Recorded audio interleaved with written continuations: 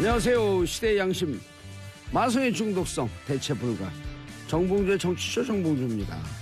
자, 지금 이 시각 여러분이 가장 많이 찾아온 실시간 검색어 대설입니다. 큰 눈이 내린다는 절기죠. 저녁에 기온 크게 떨어지고 내일은 영하 8도까지 떨어진다고 합니다. 푸틴 평창올림픽 보이콧 안 한다. 잘했다 푸틴. 노량진 결핵 노량진 학원가 확진자 발생. 큰일입니다. 확산되면 큰일이죠. 트럼프 탄핵안 부결됐다. 아하. 이 중에 봉도사 뽑은 오늘의 실시간 검색어는 푸틴입니다. 평창올림픽 피스올림픽으로 거듭날 수 있길 기대해 보겠습니다. 정봉주의 정치쇼 1부 순서 들어가겠습니다. 자, 뉴스 브리핑 하호영 기자. 안녕하세요. 한겨레 21의 하호영 기자입니다. 쭉쭉 가세요. 2014년입니다. 검찰이 서울시 공무원 유우성 씨 간첩 조작 사건을 수사할 당시에요.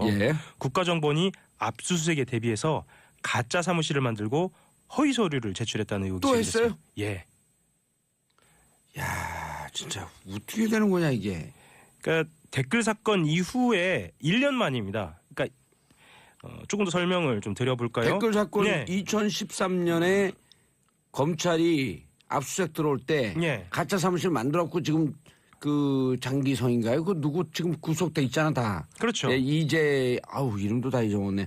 부산지검장 다 구속돼 있잖아요. 그렇죠. 당시에 변창훈 검사는 그것 때문에 그 목숨을 끊었고. 그렇습니다.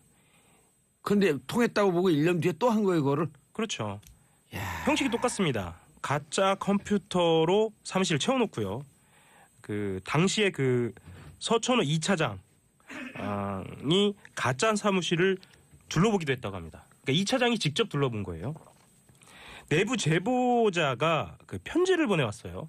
이것도 좀 특이한데요. 예. 요즘은 제보자들이 직접 찾아오거나 아니면 이메일을 하거나 이런 형식을 쓰는데 아니면 텔레그램을 한다든지. 텔레그램을 한다든지 직접 편지를 민주사회를 위한 변호사 모임 민변에 보내왔습니다.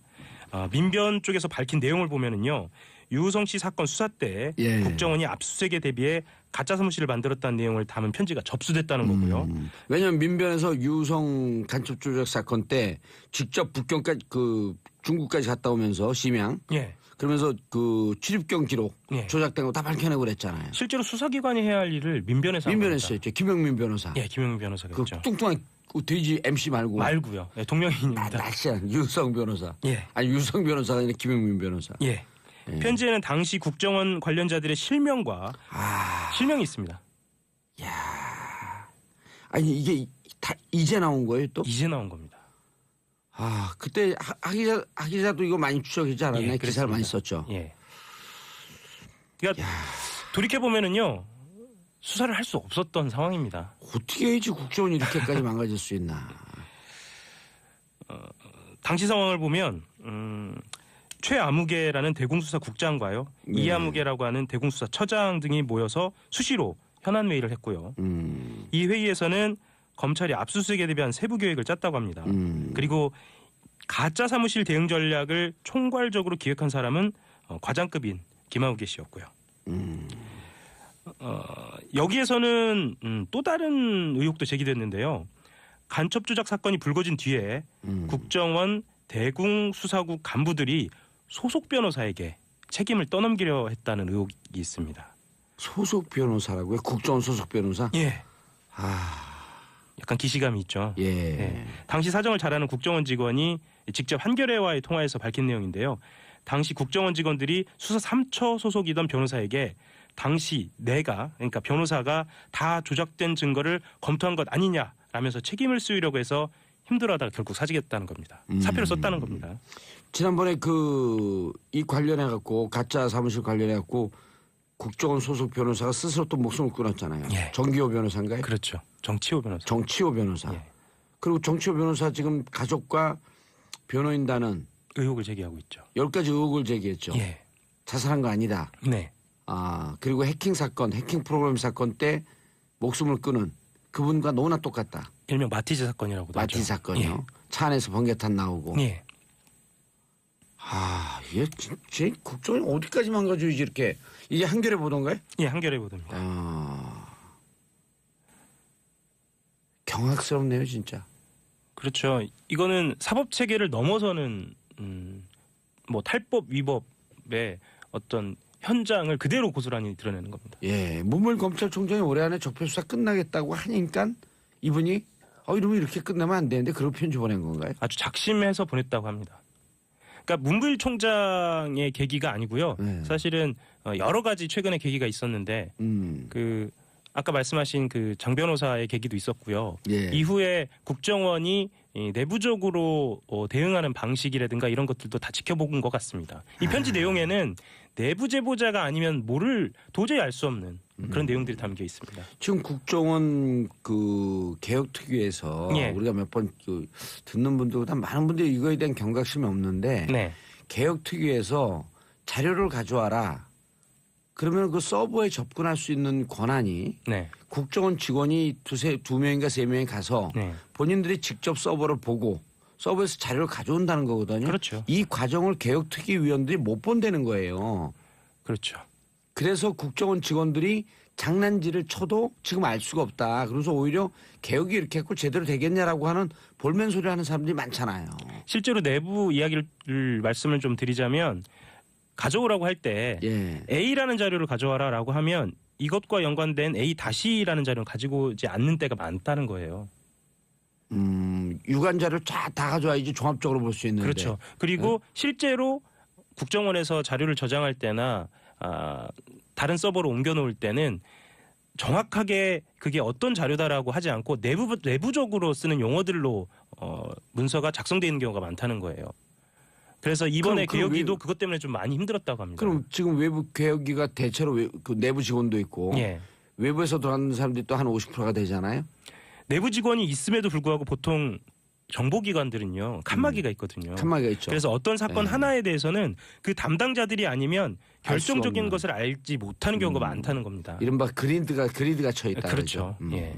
그래서 지금 말씀드린 것처럼 예. 그 서울시 간첩 조작 사건이라든가 2013년 댓글 사건 압수수색에서의 그 수사 방해가 이루어지면 알 수 없는 경우가 많다는 겁니다. 다만 이런 형식이 차장급 당시에 서천호 2차장인데요. 차장급에서 이루어졌다는 것으로 봤을 때는 어쨌거나 국정원에서 주도적으로 그리고 서천호 2차장이라면 1차장, 2차장, 3차장 있고 그 바로 위가 국정원장 아니에요. 그렇죠. 이때 국정원장 누구였었던 거예요? 2013년이니까요. 2014년이죠 이거는. 네, 2014년이니까요. 예. 이건 좀 찾아봐야겠는데. 예. 박근혜 정부 들어서니까. 그렇죠. 남재준 원장 있다가 이병호, 이병기인데 예. 참 국정원이 남재준 원장으로 보이는데요. 남재준 원장으로 예, 보이네요. 예, 예. 끔찍한 사건이네 이게 진짜. 이러고 그 대공수사권 넘기겠다고 하니까 또 야당은 문제 제기하잖아요. 대공수사를 할지 보니까 10년 동안 간첩 잡은 게 18명인가 13명밖에 안 되더라고요. 그렇죠. 다 경찰에서 잡았고. 그리고 이런 얘기들을 내부적으로도 한다고 그래요. 내부적으로는 50 때나 박정희 정부 시절에도 이러지 않았던 일들을 하긴 했다. 뭐 이런 얘기도 한다고 하더라고요. 그러니까 그때는 이렇게까지 없었거든요. 어떻게 수사 압수수색 들어갔는데 사무실을 조작을 해놔요. 그렇죠. 예. 남재준 원장이 2013년에서부터 2014년 5월이니까 요때 남재준 원장으로부터 넘어가는 그 시점이네요. 예. 넘어가는 시점. 네. 그다음에 이병기 원장이고요. 다음 뉴스요. 자, 같이 연결되는 뉴스네요. 문무일 총장이 문무일 총장이 5일입니다. 주요 적폐청산 수사를 연내 마무리하겠다라고 밝힌 것에 대해서 청와대 여당이 속도의 수사를 내겠다는 당연한 말이라거나 고충을 이해한다 등으로 해석하면서요. 특별히 의미를 두려워하지 않는 모습을 드러냈습니다. 여권 일각에서는 문 총장이 돌출 발언을 한 거 아니냐라는 시각도 있고요. 청와대 관계자가 이렇게 밝혔는데요. 문 총장의 발언은 적폐청산 관련 수사에 속도를 내겠다는 의미로 당연한 말이다. 적폐와 관련된 큰 수사는 빨리 속도를 내서 마무리하겠다는 것이다. 이렇게 해석을 했습니다. 근데 문무일 총장은 피로감이 있다라고 하는 얘기도 했었나요? 예. 그 피로감에 대한 이야기에 대해서는요. 예. 실제로 해석은 좀 다양합니다. 그게 내부적으로는 검찰 내부의 분위기를 좀 다독이는 의미도 좀 있다라는 해석도 나오고요. 청와대를 향한 시그널이다라는 이야기도 나오고요. 예. 다양한 해석이 나오는데 해석이죠. 그죠? 그렇죠. 네, 해석입니다. 해석이죠. 예. 제가 아는 해석은 또 따로 있어요. 어떤 건가요? 지금 이제 그 윤석열 중앙지검장하고 네. 살짝 이렇게 이제 소통이 안 되다 보니까 네. 윤석열 중앙지검장과 그다음에 청와대에 대해서 동시 시그널을 보낸 것이다. 이런 해석도 있더라고요. 검찰 내부가 사실은 하나의 조직으로 지금까지 움직여왔잖아요. 근데 지금은 하나의 조직이 아니죠. 네. 예. 예. 그런 시각이 우세하죠. 일부 있죠. 예, 일부 우세하죠. 있죠. 예, 예. 알겠습니다. 더불어민주당 내부에서도 예.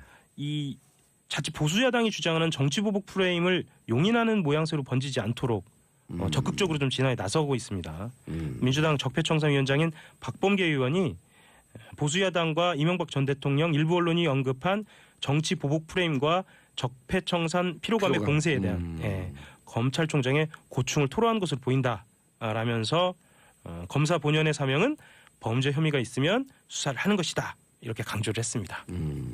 알겠습니다. 러시아 사건으로 넘어가죠. 예. 국제올림픽위원회 IOC는 6일입니다. 한국 시각으로요. 스위스 로잔에서 집행위원회를 열어서 국가주도로 도핑 조작을 한 러시아 선수단의 평창올림픽 출전을 금지했는데요. 예. 다만 도핑 사건은 전말이 어떻게 된 건가요? 예, 다만 전말부터 좀 말씀을 드릴까요? 예. 무시무시합니다. 이게 말하자면 러시아 연방 보안국이 나선 거거든요. FSB. 예. 2014년 소치 겨울 올림픽대로 거슬러 올라가는데요. 예. 러시아 반도핑 연구소의 도핑 샘플을 러시아 연방보안국 요원이 바꿔치기 했다는 겁니다. 그냥 바꿔치기 한 것도 아니고요. 소치 올림픽 당시 연구소 벽에 구멍을 뚫어가지고요. 스테로이드 등의 물질이 검출될 수 있는 러시아 선수들의 오줌 샘플을 깨끗한 것으로 교체했다는 겁니다. 야, 우리나라 국정원하고 도찐개찐이네요. 그렇게 볼 수 있겠네요. 그러면 국정원은 사무실을 가짜로 만들어 놓고 증거를 조작한 거고 여기도 증거 조작한 거 아니에요? 증거 조작한 것은 말하자면 가짜 오줌이네요. 가짜 오줌이죠. 예. 똑같죠. 그런 상상은 안 해보셨죠? 제 금방 한계인가요? 아니 나의 뛰어남이죠. 2012년에서 15년 사이에 이런 국가 도핑의 혜택을 본 러시아 선수가 1000명에 이릅니다. 야, 샘플 다 교체해갖고. 예. 오호. 자, 이것이 알려진 내막도 좀 흥미로운데요. 세계 반도핑 기구가 캐나다 변호사입니다. 리처드 맥클레런의 조사를 통해서 국가 도핑을 확인했고요. 로첸코프라는 러시아 반도핑 연구소 소장이 2015년에 미국으로 망명하면서 전무가 드러났어요. 이 2014년 소치 올림픽 때는 예. 또 그 95년도에 러시아에서 법을 통과시켜갖고요. 모든 전화에 감청이 가능한 셋탑박스를 설치해요. 그럼 미국 선수들이 가면서 미국 정부에서 경고를 해요. 여러분들이 하는 모든 것은 그 정보는 러시아에게 그대로 기록될 것이다. 좀 하나로 움직였네요. 그러면 푸틴은 무서운 사람입니다. 그 정보기관 출신 아니에요. 그렇죠. 예. 다만 이제 푸틴 같은 경우에는요.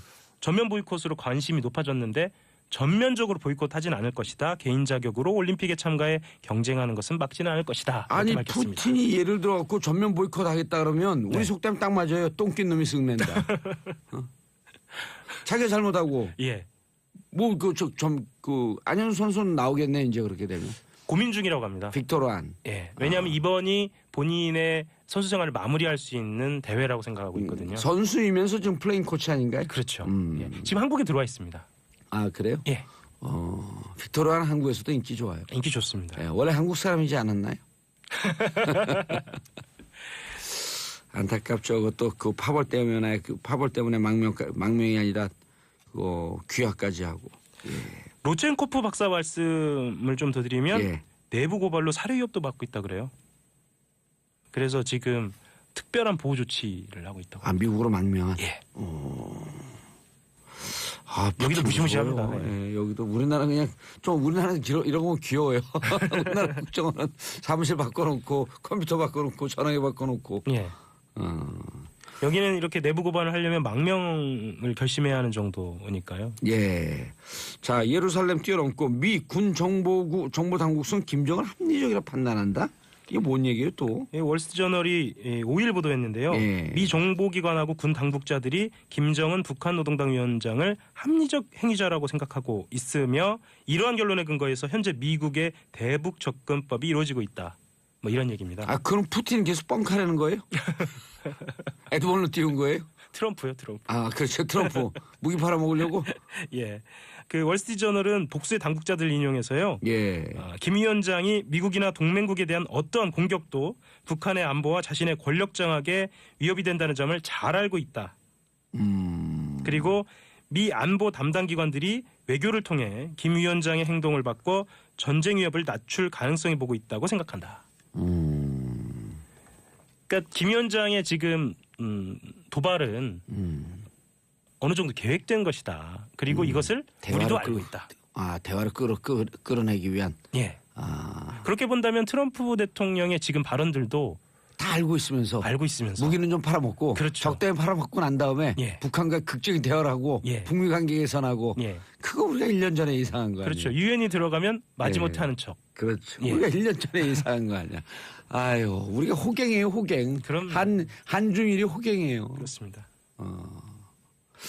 아 트럼프 무서운 사람이에요? 무서운 사람입니다. 무서운 상사꾼. 예. 예.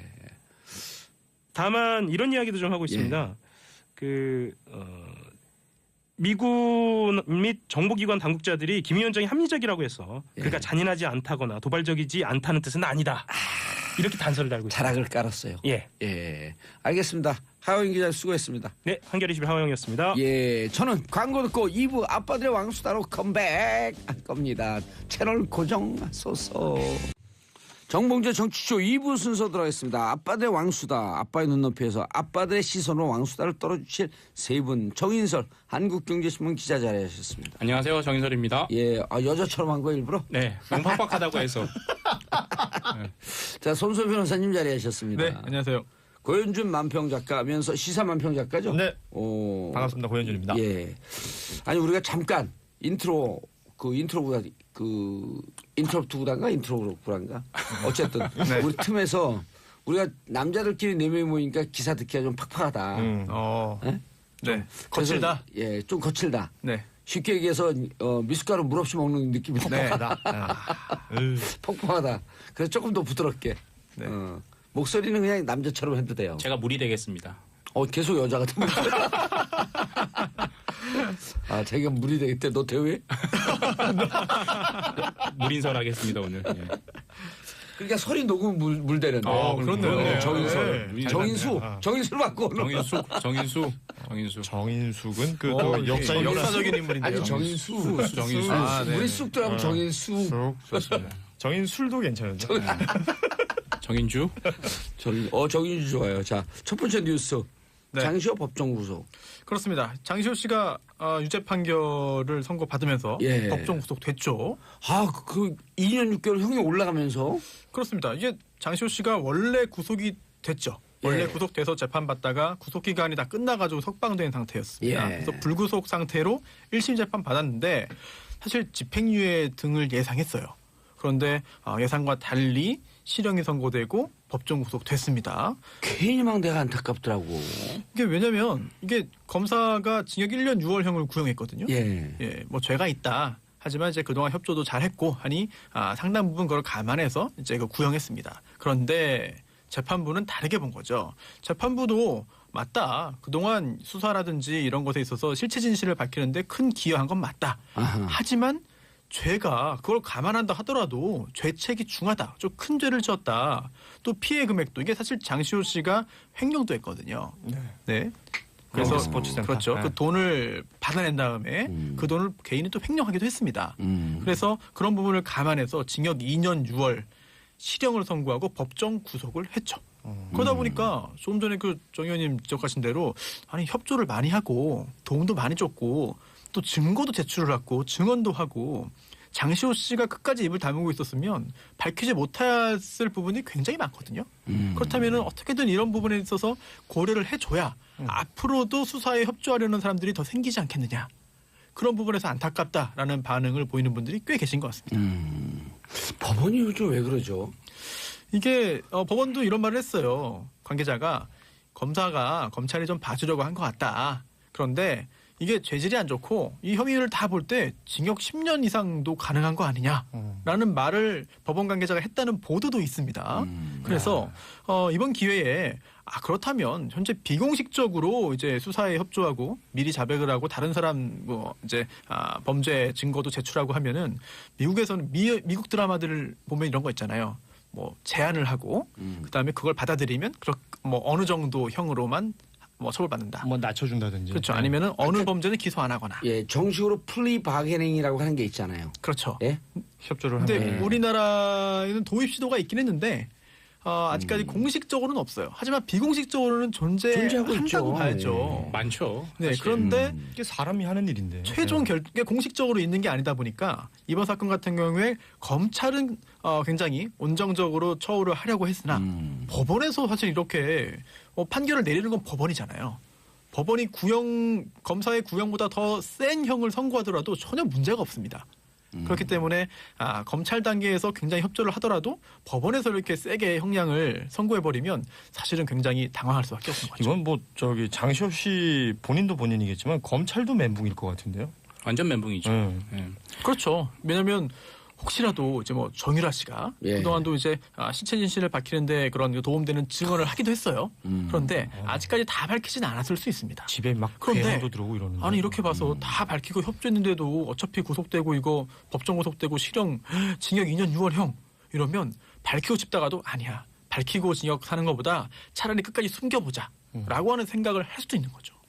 사실 근데 검찰 수사 단계에서 검사들을 하는 말을 믿고 회유를 믿고 거기에 맞는 증언을 많이 하죠. 특히 뇌물죄 같은 경우는 그렇죠. 대부분 준 사람들의 진술에 100% 의존하는 소리기 때문에 근데 이게 법정 단계, 재판 단계에서 진술을 바꿀 때가 많거든요. 근데 그게 말씀하신 대로 플리바게닝이 공식화돼 있지 않으니까 사람의 마음이 바뀌는데 장시호 씨는 끝까지 믿었던 거죠. 그러니까 그때 본인이 유리한 선택을 할 수밖에 없는데. 어제도 본인이 애 찾으러 가야 된다고 그렇게 얘기를 했잖아요. 머리가 하얘졌다고. 네, 그래서 전혀 생각 못했겠죠. 못했겠죠. 가슴이 짠하긴 한데 어쨌든 근데 법원의 판단도 또 외면할 수가 없어요. 사안이 너무 중대하다. 그렇습니다. 왜냐면요 장시호 씨가 여러 가지 도움을 주기도 했고 또 반성도 하고 또 정말 이거를 누가 어떤 잘못했는지를 밝히기 위한 뭐 태블릿 PC도 제출했어요. 네. 두 번째 태블릿 두 번째죠. PC죠. 네. 네. 그리고 증언도 적극적으로 했습니다. 심지어 재판 과정에서 증인으로 나와서 최순실 씨에게 손바닥으로 하늘을 가리려고 하냐.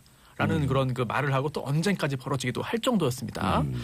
그런 상황인데 이렇게 유죄 판결이 선고되고 보니 이게 앞으로도 이게 과연 장시호 씨 같은 사람이 나올 수 있겠느냐라고 예. 하는 생각을 할 수밖에 없는 건데요. 근데 장시호 씨가 사실 잘 따져보면 굉장히 큰 이익을 받습니다. 즉 이제 동계스포츠영재센터를 만들어서 그거 할 때는 사실 최순실 씨하고 사실 같이 한 거잖아요. 예. 그런데 그 돈을 대기업으로부터 이제 모금을 하고 강요에 의해서 17억 들어왔잖아요 거기에는. 그 다음에 횡령을 했는데 이게 또 수십억 원이에요. 그래서 아니 돈은 17억밖에 없는데 어떻게 네. 수십억을 아니요 횡령을 해줘? 그 전체적인 그런 횡령액 운영하면서 자체는 생기는 네. 수익금들도 있었을 테니까요. 그래서 30억 가까운 걸로 알고 있습니다. 그래서 이 금액에 대해서 횡령한 금원에 대해서 이걸 다 속된 말로 이제 이해하기 쉽게 다 잘 토해냈다면 결과가 달라질 수 있는데 제3범죄에서 그런 일이 없다고 한다면 사실 중형 선고할 수밖에 없거든요. 맞아요. 그런 부분도 법원이 다 고려한 것 같습니다. 배임 횡령도 10억 넘어가게 되면 10년 이상의 무기징역까지 가중처벌 그렇습니다. 네, 그리고 그 피해액을 결국 본인이 그런 그 이익액을 어떻게 해가지고 보전했느냐가 굉장히 중요한데 그 부분에 있어가지고 사실 적극적인 조치가 없었던 거죠. 그래서 저 판결에 그런 내용이 있죠. 그렇습니다. 사익을 취한 게 너무 중하다. 사실은 겉으로 드러나는 것만 봐가지고는 굉장히 중형을 선고할 수밖에 없는 사안이긴 합니다. 다만 이번 사건에서 장시호 씨의 역할, 그동안 했던 기여, 다른 뭐 재판부도 이렇게 말을 해요. 검사가 구형하면서 이렇게 말했죠. 다른 관련자들은 다 감추기 위해서 노력을 하고 본인만 살기 위해서 발뺌을 하기 위해서 노력했는데 장시호는 그렇지 않았다. 이런 말을 하면서 이제 선처해달라는 그런 그 표현을 했습니다만 검찰이. 네, 구형할 때 예. 법원에서는 그게 인정이 덜 됐거나 안 된 것이죠. 두 가지 궁금한 게 있는데요. 자, 이게 이제 저는 그 재판부의 결정을 존중해야 된다고 봐요. 네.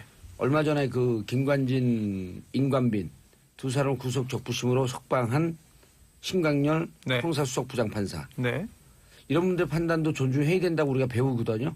근데 재판부가 잘못하면 판사가 잘못하면 네. 누가 처벌하나요?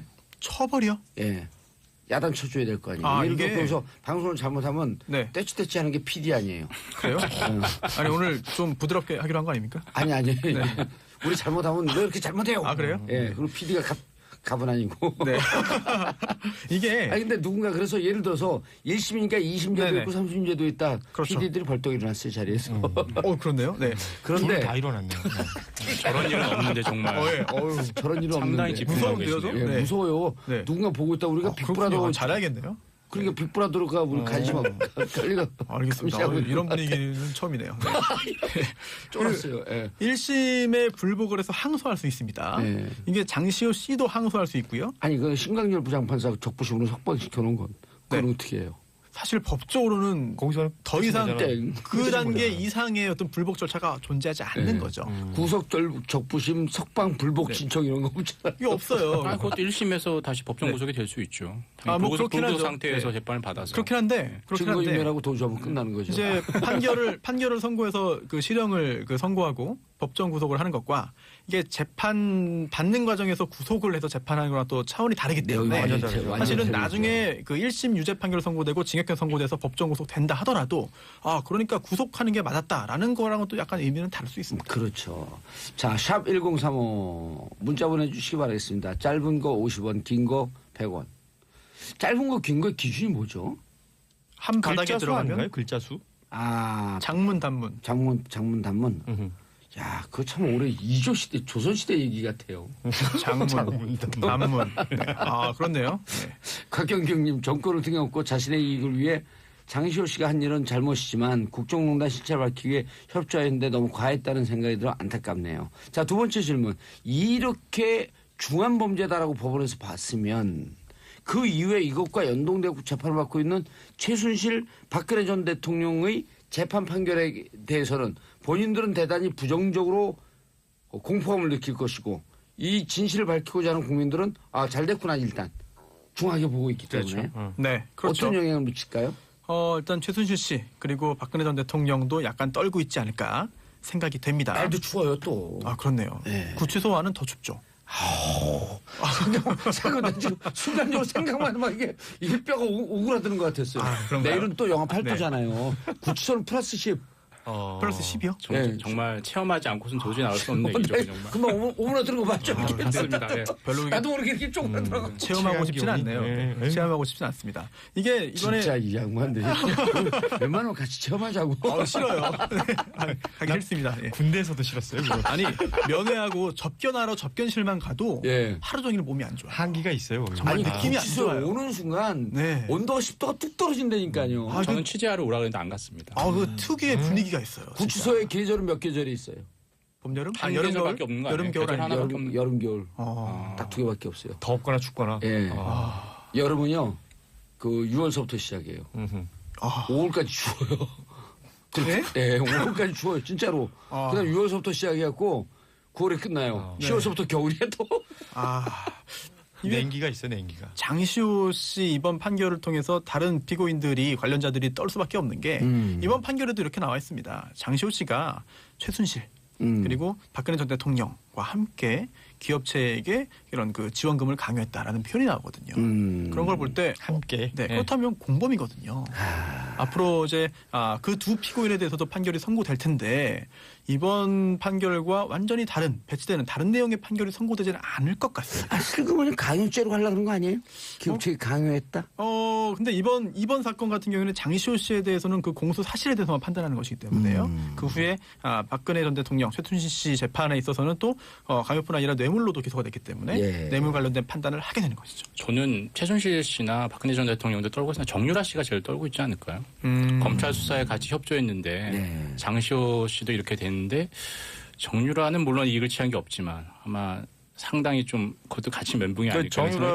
정유라를 특혜를 입은 사람으로 보는 거잖아요. 그렇죠. 그런 의미에서 이제 본인이 이제 검찰 수사나 제대로 협조를 하면 본인이 빠져나갈 구멍 혹은 뭐 본인이 그 처벌받는 수위를 낮추려고 할 텐데 아시는 것처럼 최근에 뭐 집에 괴한도 침입하고 뭐 여러 가지로 지금 압박하는 요소들이 생기는 거잖아요. 정유라 씨 입장에서는. 예. 그리고 그 사촌 언니 장시호 씨의 모습을 봤을 텐데 어떻게 협조하면 어떤 조치를 취하게 되고 어떤 상황을 겪게 되고 하는 걸 봤을 텐데 그렇게 해 본들 이렇게 법정 구속이 되어버리고 이런 것들이 어떤 심리적 압박으로 작용할 수도 있겠다. 그러면 이 정유라 씨에 대한 관리, 뭐 관리란 표현이 맞을지 모르겠지만 이것도 분명히 들어가야 되지 않나. 그리고요. 맞습니다. 저도 같은 생각인데 이게 정유라 씨가 최순실 씨의 딸이기 때문에 훨씬 더 핵심에 있어 보이고 뭔가 큰 잘못을 한 것 같잖아요. 따지고 보면 또 그렇지가 않습니다. 법적으로 아니 혜택을 본 게 없어요. 맞습니다. 실제로 장시호 씨가 이대 들어간 거죠. 이대 훨씬 더, 들어간 거. 네, 그렇죠. 다 이제 그거 반납했잖아요. 네. 부모도 능력이다 그거 얘기한 그러니까 거예요. 학사농단의 핵심이 있을지는 몰라도 국정농단에는 사실 장시호 씨가 더 핵심에 있었던 것이죠. 그리고 또 이번 판결문에도 이렇게 나옵니다. 장시호 씨가 대통령과 최순실의 관계를 누구보다 잘 아는 위치에 있으면서 이를 이용해 범죄를 저질렀다라고 지적을 했고요. 그리고 또 공권력을 이용한 사익을 취했다. 네, 이 영재센터 횡령이 운영하면서 커요, 근데. 횡령이 제가 아까 30억이라고 말씀드렸나요? 네. 괜히 3억으로 정정하겠습니다. 3억. 예. 그래요? 네, 3억으로 정정하겠습니다. 좀 정정해서 깎아주네, 다행이네요. 네. 전체 피해 금액이 20억이고 그중에 횡령은 3억 정도로 돼 있죠. 그렇죠. 17억이 들어갔는데 어떻게 30억을 그렇습니다. 그럼 장시호 씨한테 돈 갖다 맡기면 일단 돈은 부풀려 주라 이런 생각. 아니 근데 손소 변호사가 워낙에 이렇게 공신력이 있는 사람이라 아, 그런가요? 네. 순간 믿었어요. 저는 아무튼 퍽퍽하네요. 이 장시호 씨 주연의 이 반전 드라마가 정말 전 또 어떻게 될지 궁금해요. 사실 2심에서 또 어떻게 되고 마지막에 또 어떻게 될지. 어찌- 2심에서 우리 그 예측을 해보죠. 2심에서. 그리고 2심의 그 기간도요. 네. 속전속결해요. 아, 그런가요? 빠르게 갔네. 검찰이 지금 항소할 수가 없거든요. 네. 왜냐면 자기들 1년 6월 구형했는데 2년 6월이 나왔단 말이에요. 네. 자신들 구형량보다 높았기 때문에 네. 구형량이 보다 셌기 때문에 항소합니다. 이건 없거든요. 그렇죠. 그러니까 본인 장시호 씨 이외에는 항소할 수가 없어요. 그럼 이제 네. 검찰은 항소했으므로 쫓아날 수밖에 없는 거고 맞항소할 수밖에 없는 거 아니에요. 네. 안 해도 그만이지만 그렇다고 한다면은 이게 형량이 더 올라갈 수는 없는 것이고 없는 거죠. 내려갈 수가 있는 네. 것이죠. 네, 어떻게 될지는 뭐 지켜봐야겠습니다만 형이 올라갈 수 없는 것을 불이익 변경 금지. 불이익 변경 금지 원칙 이런 걸 좀 알아둬야 돼요. 정말 말 어렵네요. 예. 우리 건경 불이익 변경 금지 원칙 이게 네. 일본 말이에요 다. 그렇죠. 일본 말이에요. 다 이제 아니 법적 내용은 일본 다 말이니까. 그렇게 어렵지 않은데 네. 용어만 좀 생소할 맞아요. 뿐이죠. 그러니까 좀 쉽게 좀 바꿔주세요. 1심에서 받은 형을 그 구형량을 더 높일 수는 없다요 검찰이. 그렇죠. 1년 6월 구형이에요 그냥. 2심에 가고 생각해보니까 좀 더 나빠요. 3년 이렇게 구형할 수 없다는 거예요. 검찰이 처음에 그런 구형했던 거죠. 거 이상을 정확하지는 않은 것 같습니다. 그래요? 그럼 정확하게 불이익 해보세요. 변경 금지는 뭐냐면요. 지금 장시호 씨가 징역 2년 6월형이 선고됐잖아요. 예. 그런데 피고인은 너무 세니까 낮춰주세요라고 항소하겠죠. 예. 그럼 내려갈 수는 있는 겁니다. 그런데 올라갈 수는 없다. 그런데 이제 검사가 더 올려주세요라고 항소를 하면 판사가 올려줄 수가 있는데 2심에서 검사가 항소 안 하고 피고인만 항소했잖아요. 예. 그러면은 내려갈 수는 2년 6월형이 유지되거나 내려갈 수 있어도 판사가 마음대로 올릴 수는 없다. 이번에도 검사가 항소 안 하면 2년 6월보다 올라갈 수는 없는 상황이 되겠죠. 예. 자, 그래서 예측이요? 항소심에서 일단 재판이 좀 빨라질 것 같아요. 그건 사실 잘 말씀 어떻게 모르겠어요. 하시냐에 따라서 혹시 변호 의뢰 들어올 수도 있어요. 저는 지금 바빠요 집행유예. 회사가. 잘 돼야죠. 저는 집행유예를 예상합니다. 몇 년에? 몇 년까지 해야지 집행유예하면. 저 숫자 어떻게 맞춰요? 진짜. 숫자는 다 맞출 수 있어요. 그래요? 예. 징역 2년에 3년. 2년에 3년. 왜냐하면 벌써 6개월 동안 구속돼 있었어요. 이미 살았어요. 예, 그것도 감안해야 돼요. 예. 그리고 그러면서 이번에 구속됐으니까 또 한 6개월 또 있을 거거든요. 그럼 1년을 삽니다. 이게 포함되는 거거든요. 예. 그것도 감안하지 않을까. 저도 2년에 3년. 2년에 3년. 네. 저는 그럼 또 소수 의견을 해야죠. 예. 실형. 전 1년 6월에 예. 3년.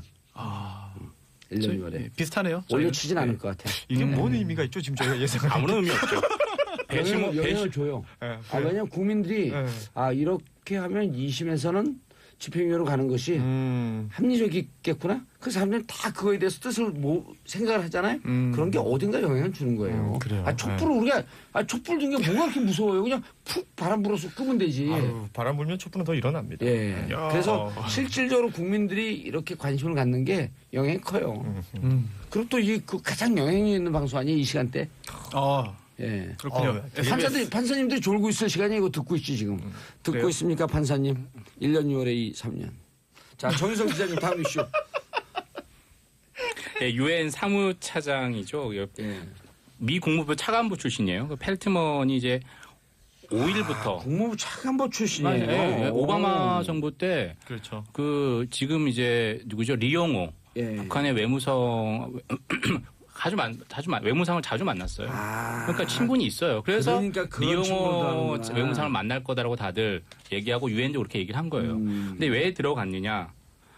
지금 북한이 지난달 말에 화성 15형 ICBM을 우린 ICBM 급이라고 하고 미국은 ICBM이다 그냥 이렇게 규정을 한 단정을 지었죠. 미사일을 쐈는데 약간 한반도에 약간의 긴장이 좀 다시 커지고 있는 상황에서 미 국무부 차관보까지 한 사람이 들어갔으니까 이것도 북미 대화 아니면 또 다른 메시지가 있는 거 아니냐.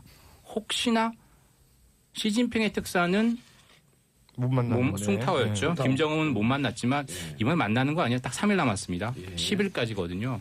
근데 이제 김정은이 데니스 로드먼을 만났었잖아요. 그렇죠. 로드먼을 만났으니까 펠트먼은 비슷한 머니니까 만나는 거 아니냐. 이렇게 생각해 볼 수 있는데 정말 기가 막힌 예상이네요. 야. 너무 퍽퍽하다고 하긴 한번 해봤어요. 반응 안 좋네요. 근데 이게 아니 로드먼이 만나고 난 로드맵을 세운다는 거. 나 펠트맨이 농구하는 게 빠르지 않겠어요? 펠트먼 가서 농구를 할 수도 있겠죠. 그러니까. 예. 펠트먼이 진짜 농구 잘해요. 아 그래요? 아니요. 나 미치겠다 오늘.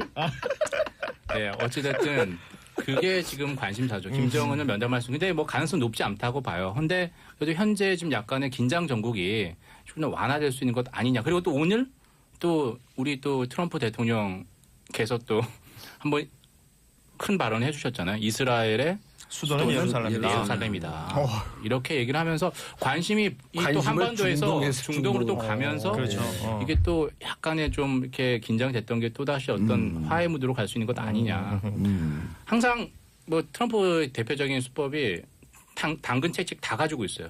아주 세게 가지고 있습니다. 그럼 이번에도 또 오늘 월스트리트 저널에서도 아주 재미있는 기사를 쏟아냈잖아요. 일부에서 안 들으셨어요? 오시면서? 네.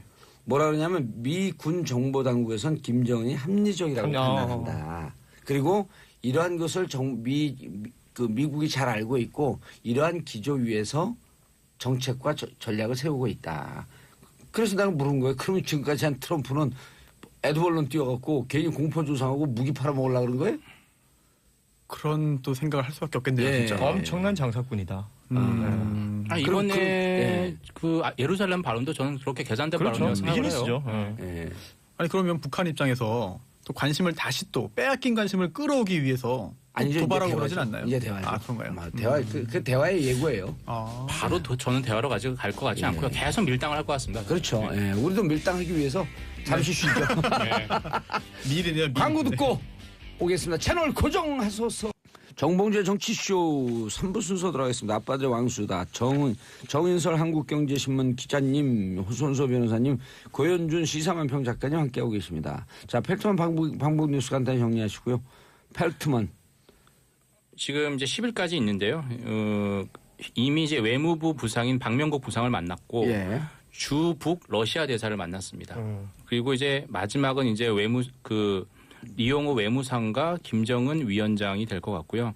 북한이 화성 15형을 11월 30일에 쐈어요. 예. 그 다음 29일. 29일에 쐈죠. 예. 29일에 쏘고 그 다음 날 제가 그때 일본에 있어가지고 잠깐 놓쳤네요. 그 다음 날 펠트먼에게 초청장을 보냈다는 거죠. 이게 뭐 은근한 깔때기 일본에 있는 거 누구야? 제가 그래서 일본 상공을 날아가면 제가 그 미사를 보려고 했는데 네, 안 보여요? 배타적 경제소에 떨어져가지고 못 봤죠 이번에는. 고각 발사했기 그래도 때문에. 정인설 기자의 눈 같으면 다 봤을 텐데 그걸. 봤는데 저는 그때 제가 주일 미군 기지에 있었어요. 사실. 아 그래요? 네. 취재 출장이에요. 후텐마 오키나와에 있는 후텐마 기지와 이런 데 갔었죠. 국방부 출입이에요 지금? 그렇죠. 제가 지금 국방부 담당을 하고 있는데 그래서 이런 기사들이 보면 다 이제 많은 분들은 어떤 위협과 긴장을 보시면 저는 다 이게 일로 좀 보이는 거죠. 아니 국방부에서 취재할 때는 헬기 타고 가요? 아니요, 그냥 일반 민항기 타고 갑니다. 알겠습니다. 근데 이제 어떻게 봐요? 그러면은 이게 일정 정도 밀당을 하면서 어쨌든 대화 분위기로 언젠간 대화를 할 텐데요. 예. 서로 유리한 상황에서 대화를 하려고 이런 걸 하는 근데 거죠. 미국의 외교관이 간 게 아니라 유엔의 사무처장이 간 예. 거잖아요. 제가 하나 여쭤볼게요.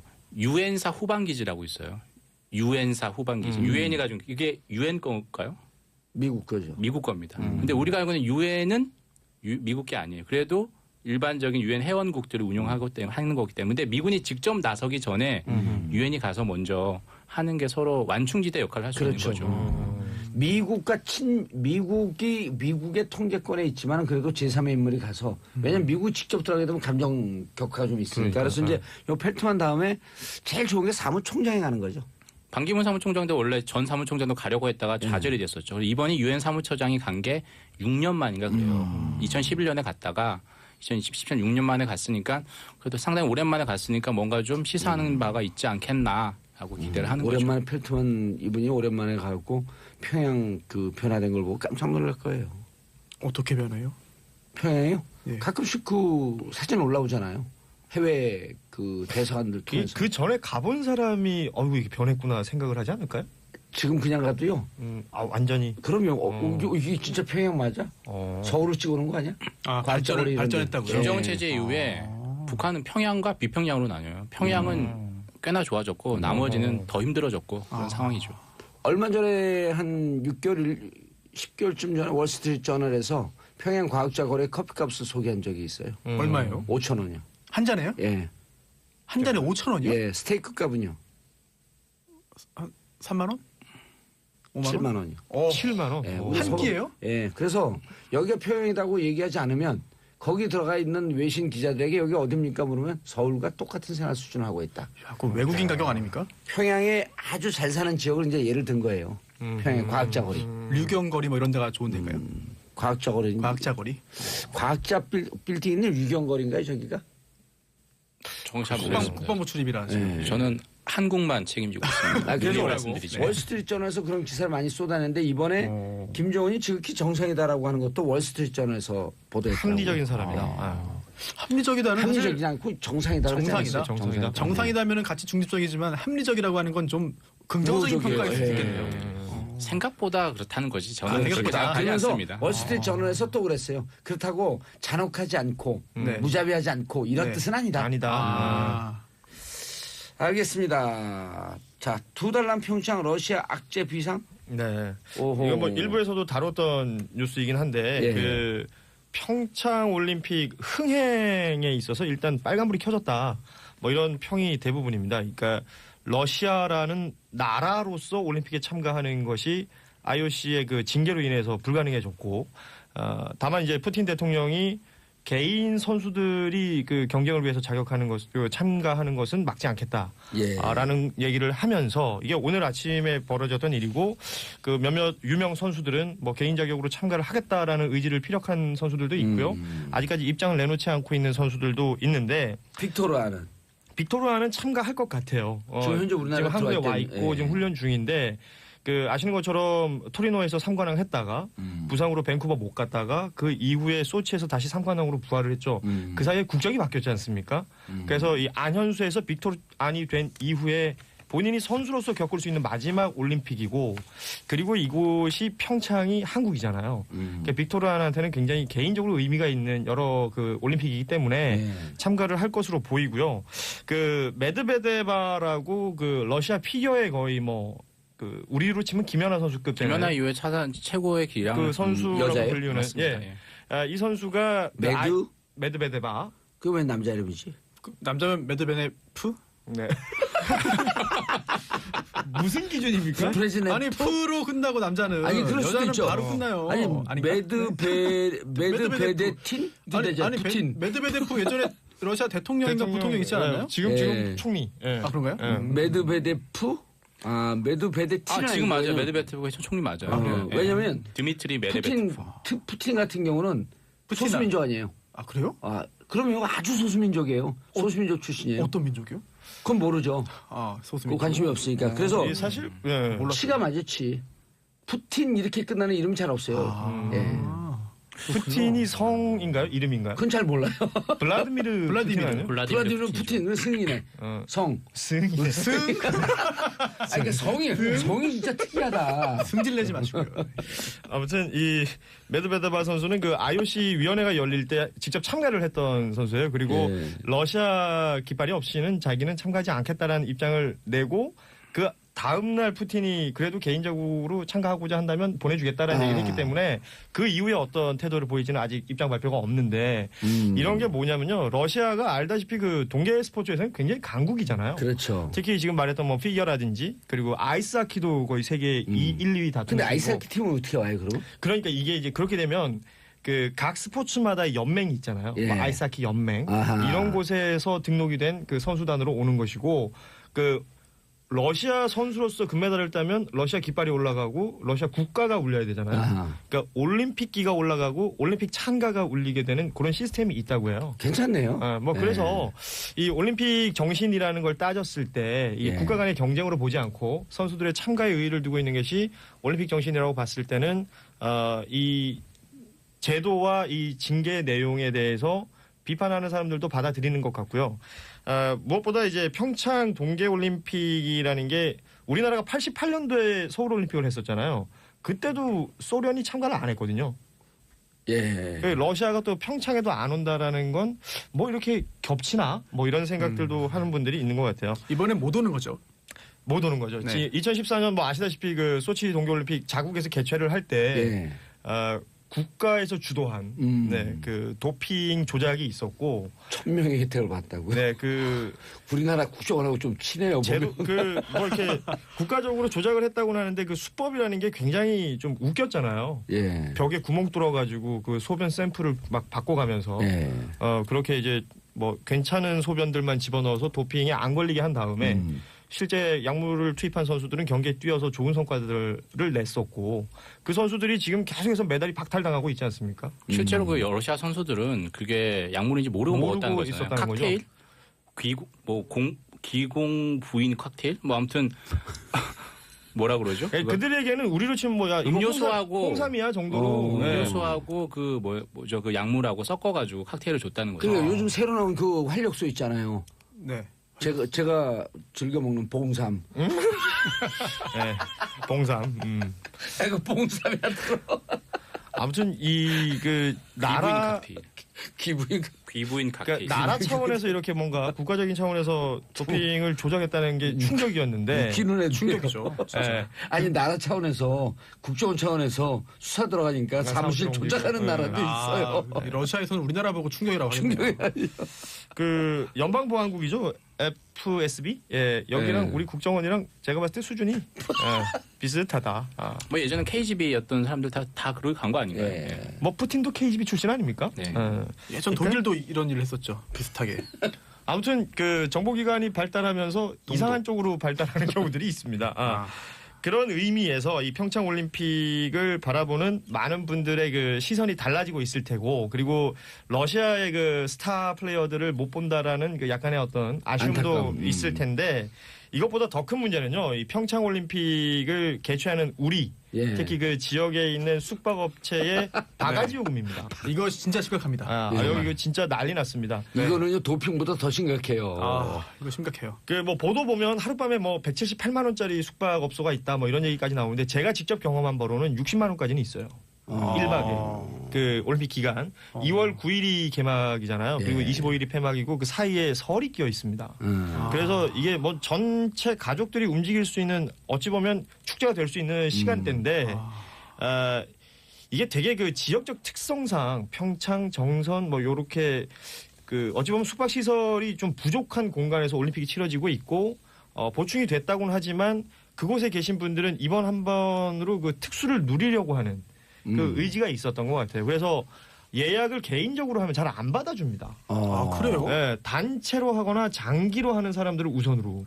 그래서 지금도 값은 비싸지만 공실이 많이 있다는 얘기도 있습니다. 그러니까 이게 여수 엑스포 때 이런 비슷한 일이 있었거든요. 막 20만 원씩 막 불렀었어요. 근데 실제 엑스포 기간 되니까 당일로 됐어요? 가서 7만 원짜리 방을 얻어서 잤거든요. 10만 원짜리 방. 그러니까 그 업주들이 계속해서 그렇게 가격만 뻥튀기 해놓고 실제 방은 비어 있었던 거예요.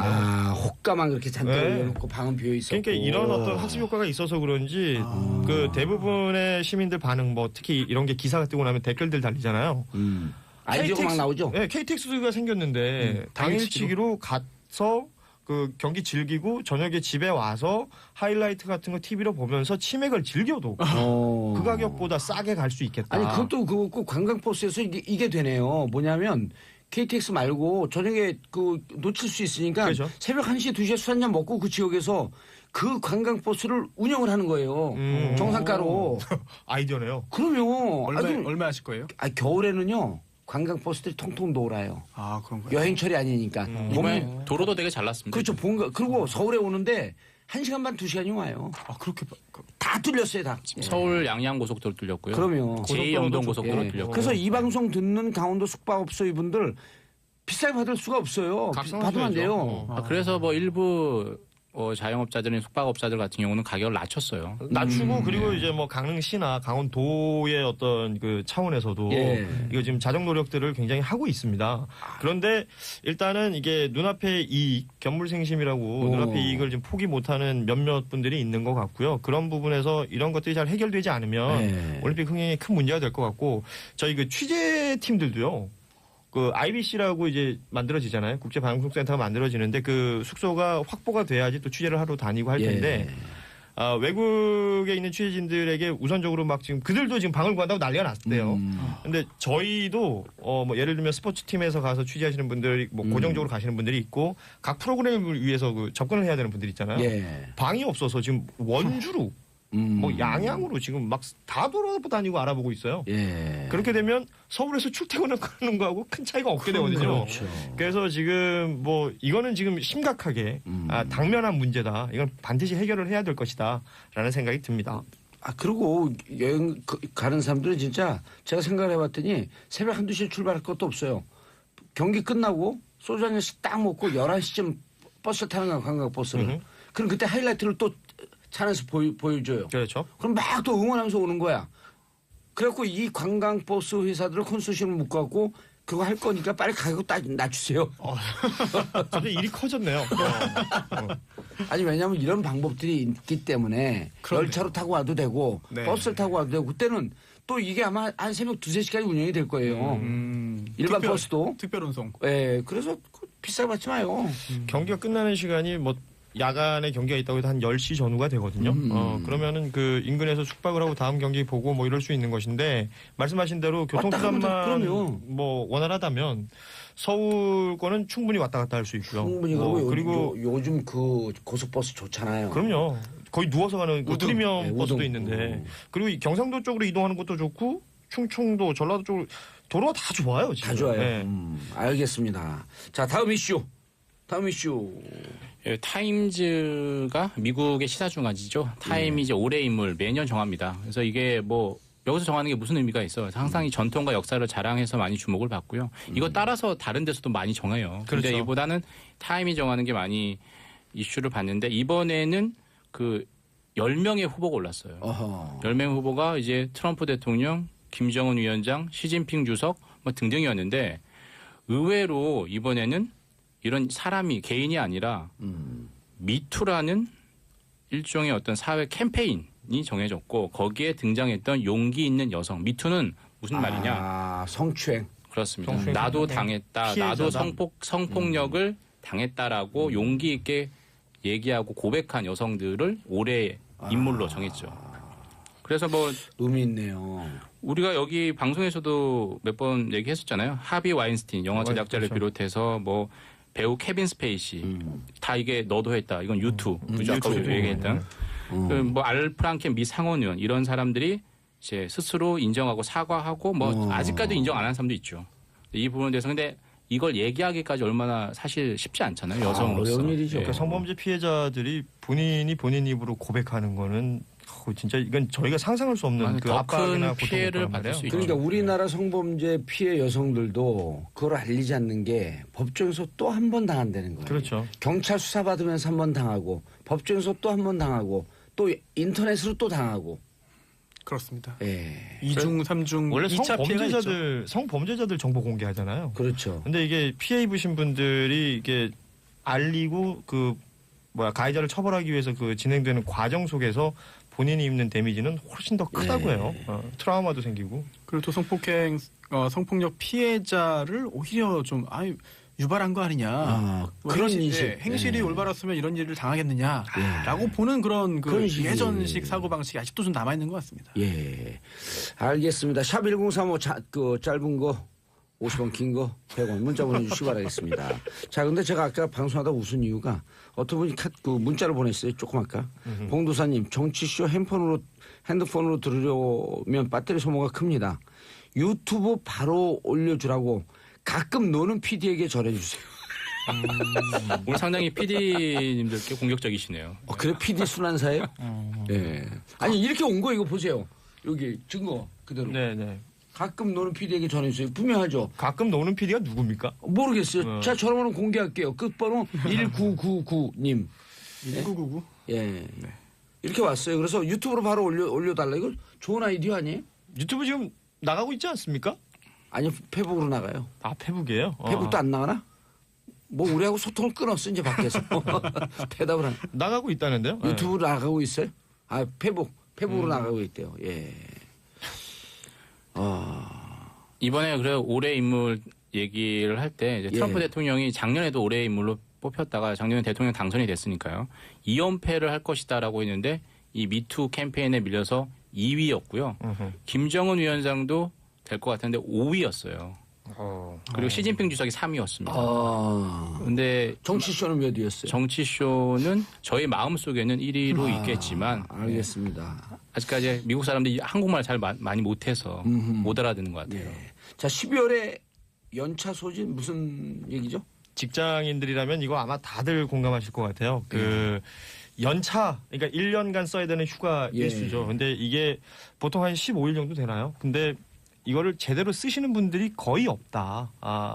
우리나라 평균 내보면 물론 한 2년 전쯤 통계이긴 합니다만 15일 중에 8일 쓰면 잘 쓰는 거래요. 그러니까 절반 정도. 그럼 안 쓰면 어떻게 되나요? 돈을 받나요? 그러니까 그 연차수당이라는 걸 받게끔 벌써 한 십몇 년 전에 이제 법이 개정이 됐잖아요. 그럼에도 불구하고 그 연차수당을 주지 않는 일종의 꼼수로 어찌 보면 비용 절감의 꼼수로 이 연차 촉진법을 사용하고 있는 것이 아니냐라는 비판이 있는 거죠. 왜냐하면 다들 경험하시겠지만 내가 연차를 쓰면 누군가에게 피해를 주는 것처럼 인식되어 있는 우리들의 그 기업 문화나 근무 문화가 있거든요. 그러다 보니까 차일피일 미루게 되고 법적으로는 그렇단 말이에요. 그러니까 연말이 되기 전 6개월 전에 그 연차를 소진하라는 통보를 하게 되고 그럼에도 불구하고 연차를 쓰지 않았을 때는 그 유급 휴가로 바꿔서 수당을 안 줘도 되는 법이 있다는 거죠. 그러니까 이 법이 악용이 돼서 오히려 사람들은 휴가를 못 쓰고 회사 차원에서는 비용을 절감하고 일은 더 시켜먹고 이런 식의 악용이 되고 있다는 비판입니다. 이 근로기준법 61조인데요. 61조. 이게 한 15년쯤 전에 생겼습니다. 15년 됐어요 벌써? 이 제도가 생겼는데 이게 사실은 휴가를 정말 잘 떠나라. 정말 연차 휴가를 다 활용해서 휴식도 하고 재충전해서 근로할 때 열심히 일해서 생산성 높이자라고 한 건데 이게 현재 지금까지 15년이 지났지만 아직까지 우리나라 사회 분위기에서는 악용만 되고 있는 거죠. 공무원 조직에서는 조금 이제 정착이 되는 것 같습니다만 대통령이 일단 가니까 연차를 네, 그렇죠. 근데 청와대 그 공무원들도 지금 굉장히 고민이 많다고 그래요. 이거 가긴 가야 되는데 일은 많고 일은 어떡하냐. 나가서 한다는 거잖아요. 그리고 결국엔 쓰라고 하니까 쓰는데 집에 가서 휴가지 가서 일을 한다는 거고요. 그리고 요즘은 많이 바뀌어서 대기업들도 연차 수당을 주지 않기 위해서 많이 소진하게 하고 그 연차를 많이 못 쓰는 직원들이 있는 그 부서장 같은 경우는 인사상 불이익을 주기도 해요. 저희 SBS에 있는 그 정규직 그 직원들을 보면요, 이 연차를 쓰기 위한 갖가지 노력들을 대단히 합니다. 좋은 현상 아니에요? 그렇죠. 일할 때 노력도 했으면 좋겠는데요. 예. 아 거의 관리자 마인드인데요. 아, 농담이고요. 제가 아는 농담도 그런 얘기하면 노조에서 이제 출연 금지시켜요. 아 그래요? 그러면 출연 금지 청원하면 끝나요 여기. 뭐 쫄지 마세요. 괜찮아요. 뭐 저는 계속 출연할 거예요. 365일 24시간 구직 중입니다, 여러분. 그러니까 노조에서 또 하는 또 우리 PD들이 무슨 얘기냐 이렇게 훌륭한 패널을 우리 출연시키겠다. 감사합니다. 당신들 뜻이 그렇다면 어쩔 수 없지만. 네. 지금 어안이 벙벙해지네요. 아무튼 제가 봤던 그 여러 가지 것들은 연차도 있고 뭐 그 근무하면서 생기는 뭐 대휴나 이런 것들이 있잖아요. 이런 것들을 본인 스스로가 챙기기가 쉽지 않은가 봐요. 예. 그렇죠. 그래서 제가 아는 아나운서들은 서로가 서로를 챙겨줍니다. 챙겨주기 아름다운 문화네. 챙긴다는 게 뭐예요? 너 연차 써라. 휴가 안 갔다고 얘기해주고 알려주는 거죠. 그러니까 다달이 알려주고 뭐 적어도 분기마다 알려주고 서로가 서로를 체크해주면서 그러니까 여유 있을 때 쉴 수 있다라는 거는 뭐 굉장히 뭐 사실은 이상적인 거잖아요. 그러니까 일이 바쁘고 뭘 하고 있음에도 불구하고 휴가를 먼저 챙겨라. 그렇지. 약간 아니 그럼 저거하듯이. 예를 들어서 우리가 지금 4명이 한 부서 직장이에요. 근데 네. 야 내일 우리 별로 일 없잖아. 너 연차 안 썼잖아 지난달. 네. 내일 뭐 있으면 우리끼리 할 테니까 그 쓰고 와. 빼고 쓰게 하는 거예요. 빼놓고 회식하려고 그런 거 아닙니까? 내일 회식이에요. 오늘 분위기가 좀 살벌한데. 아니 기자님 휴가 잘 다녀오세요. 언론사에서도 기자님들도 휴가 다 쓰세요.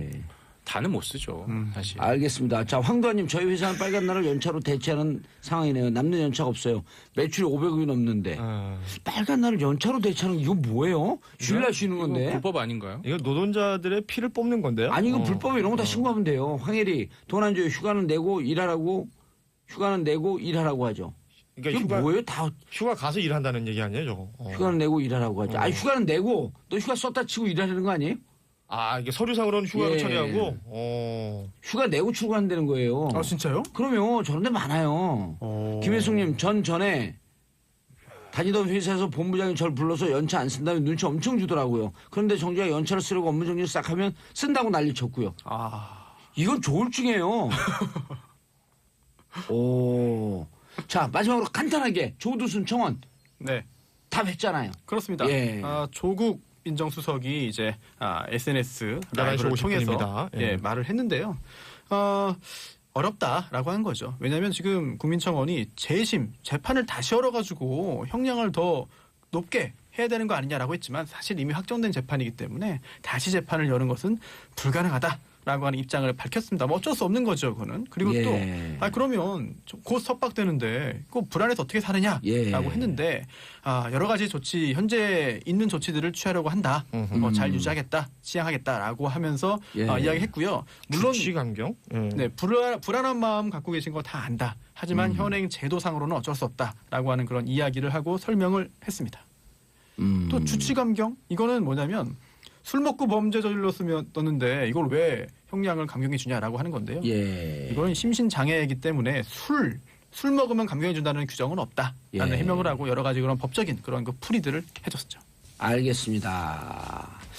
자, 김현경님, 포근도사님 뒤에 포스터 사진 멋져요. 땡큐, 감사합니다. 자, 그리고 다음 주 금요일 12월 15일에 하는 공개방송 포스터입니다. 자, 오후 2시. 12월 15일 오후 2시 문자 샵 1035 정치쇼 홈페이지에서 신청해 주시기 바라겠습니다. 정봉재 정치쇼 4부 전작가의 시선. 자, 작가의 날카로운 남다른 관점으로 우리 사회를 들여다보는 시간. 전용 작가님 자리하셨습니다. 안녕하세요. 특별한 시선의 소유자. 오늘 굉장히 에너지가 그냥 발흥을 하네요. 예, 발흥을 해요. 네. 평창 얘기하다가. 그렇죠. 자, 오늘 시선은 어디에 꽂히셨습니까? 네, 지금 이제 우리가 실검에도 순위가 2등 뭐 이 정도 되고 있는 이스라엘의 수도. 예루살렘. 네, 예루살렘 문제를 이게 굉장히 중요한 문제인데 지금 우리가 이제 발등에 떨어진 평창이니 여러 가지 상황이 있어서 북한 그런데요. 미사일 때문에. 그렇죠. 이게 북한 미사일하고도 궁극적으로는 트럼프라는 사람을 우리가 진짜 이 사람 하면서 다시 한번 예. 체크를 해야 돼. 그런 거를 아주 보여주는 이슈라고 볼 수 있어요. 자, 예루살렘을 이스라엘 수도로 공식 인정? 트럼프가? 네. 이거 뭐 트럼프가 인정하는 거예요? 이거 뭐예요? 트럼프가 이게? 인정하는 거는 아니죠. 그렇지만은 우리가 미국의 입장이 중요하니까. 그렇죠. 미국이 어떻게 하느냐에 따라서 미국이 지금 세계에서의 이 중국하고 G2하고 하지만 중국이 미국을 업기도 어렵고 미국과 동렬에 서기도 어려운 아주 냉정한 상황이죠. 근데 이제 미국으로서는 처음으로 이스라엘의 수도가 예루살렘이라는 거를 보여준 거예요. 즉 미국의 대사관을 텔아비브에서 예루살렘으로 옮긴다는 거는 예루살렘의 소유지는 결국 이스라엘이다. 이렇게 보여준 거예요. 이건 굉장히 큰 의미가 있어요.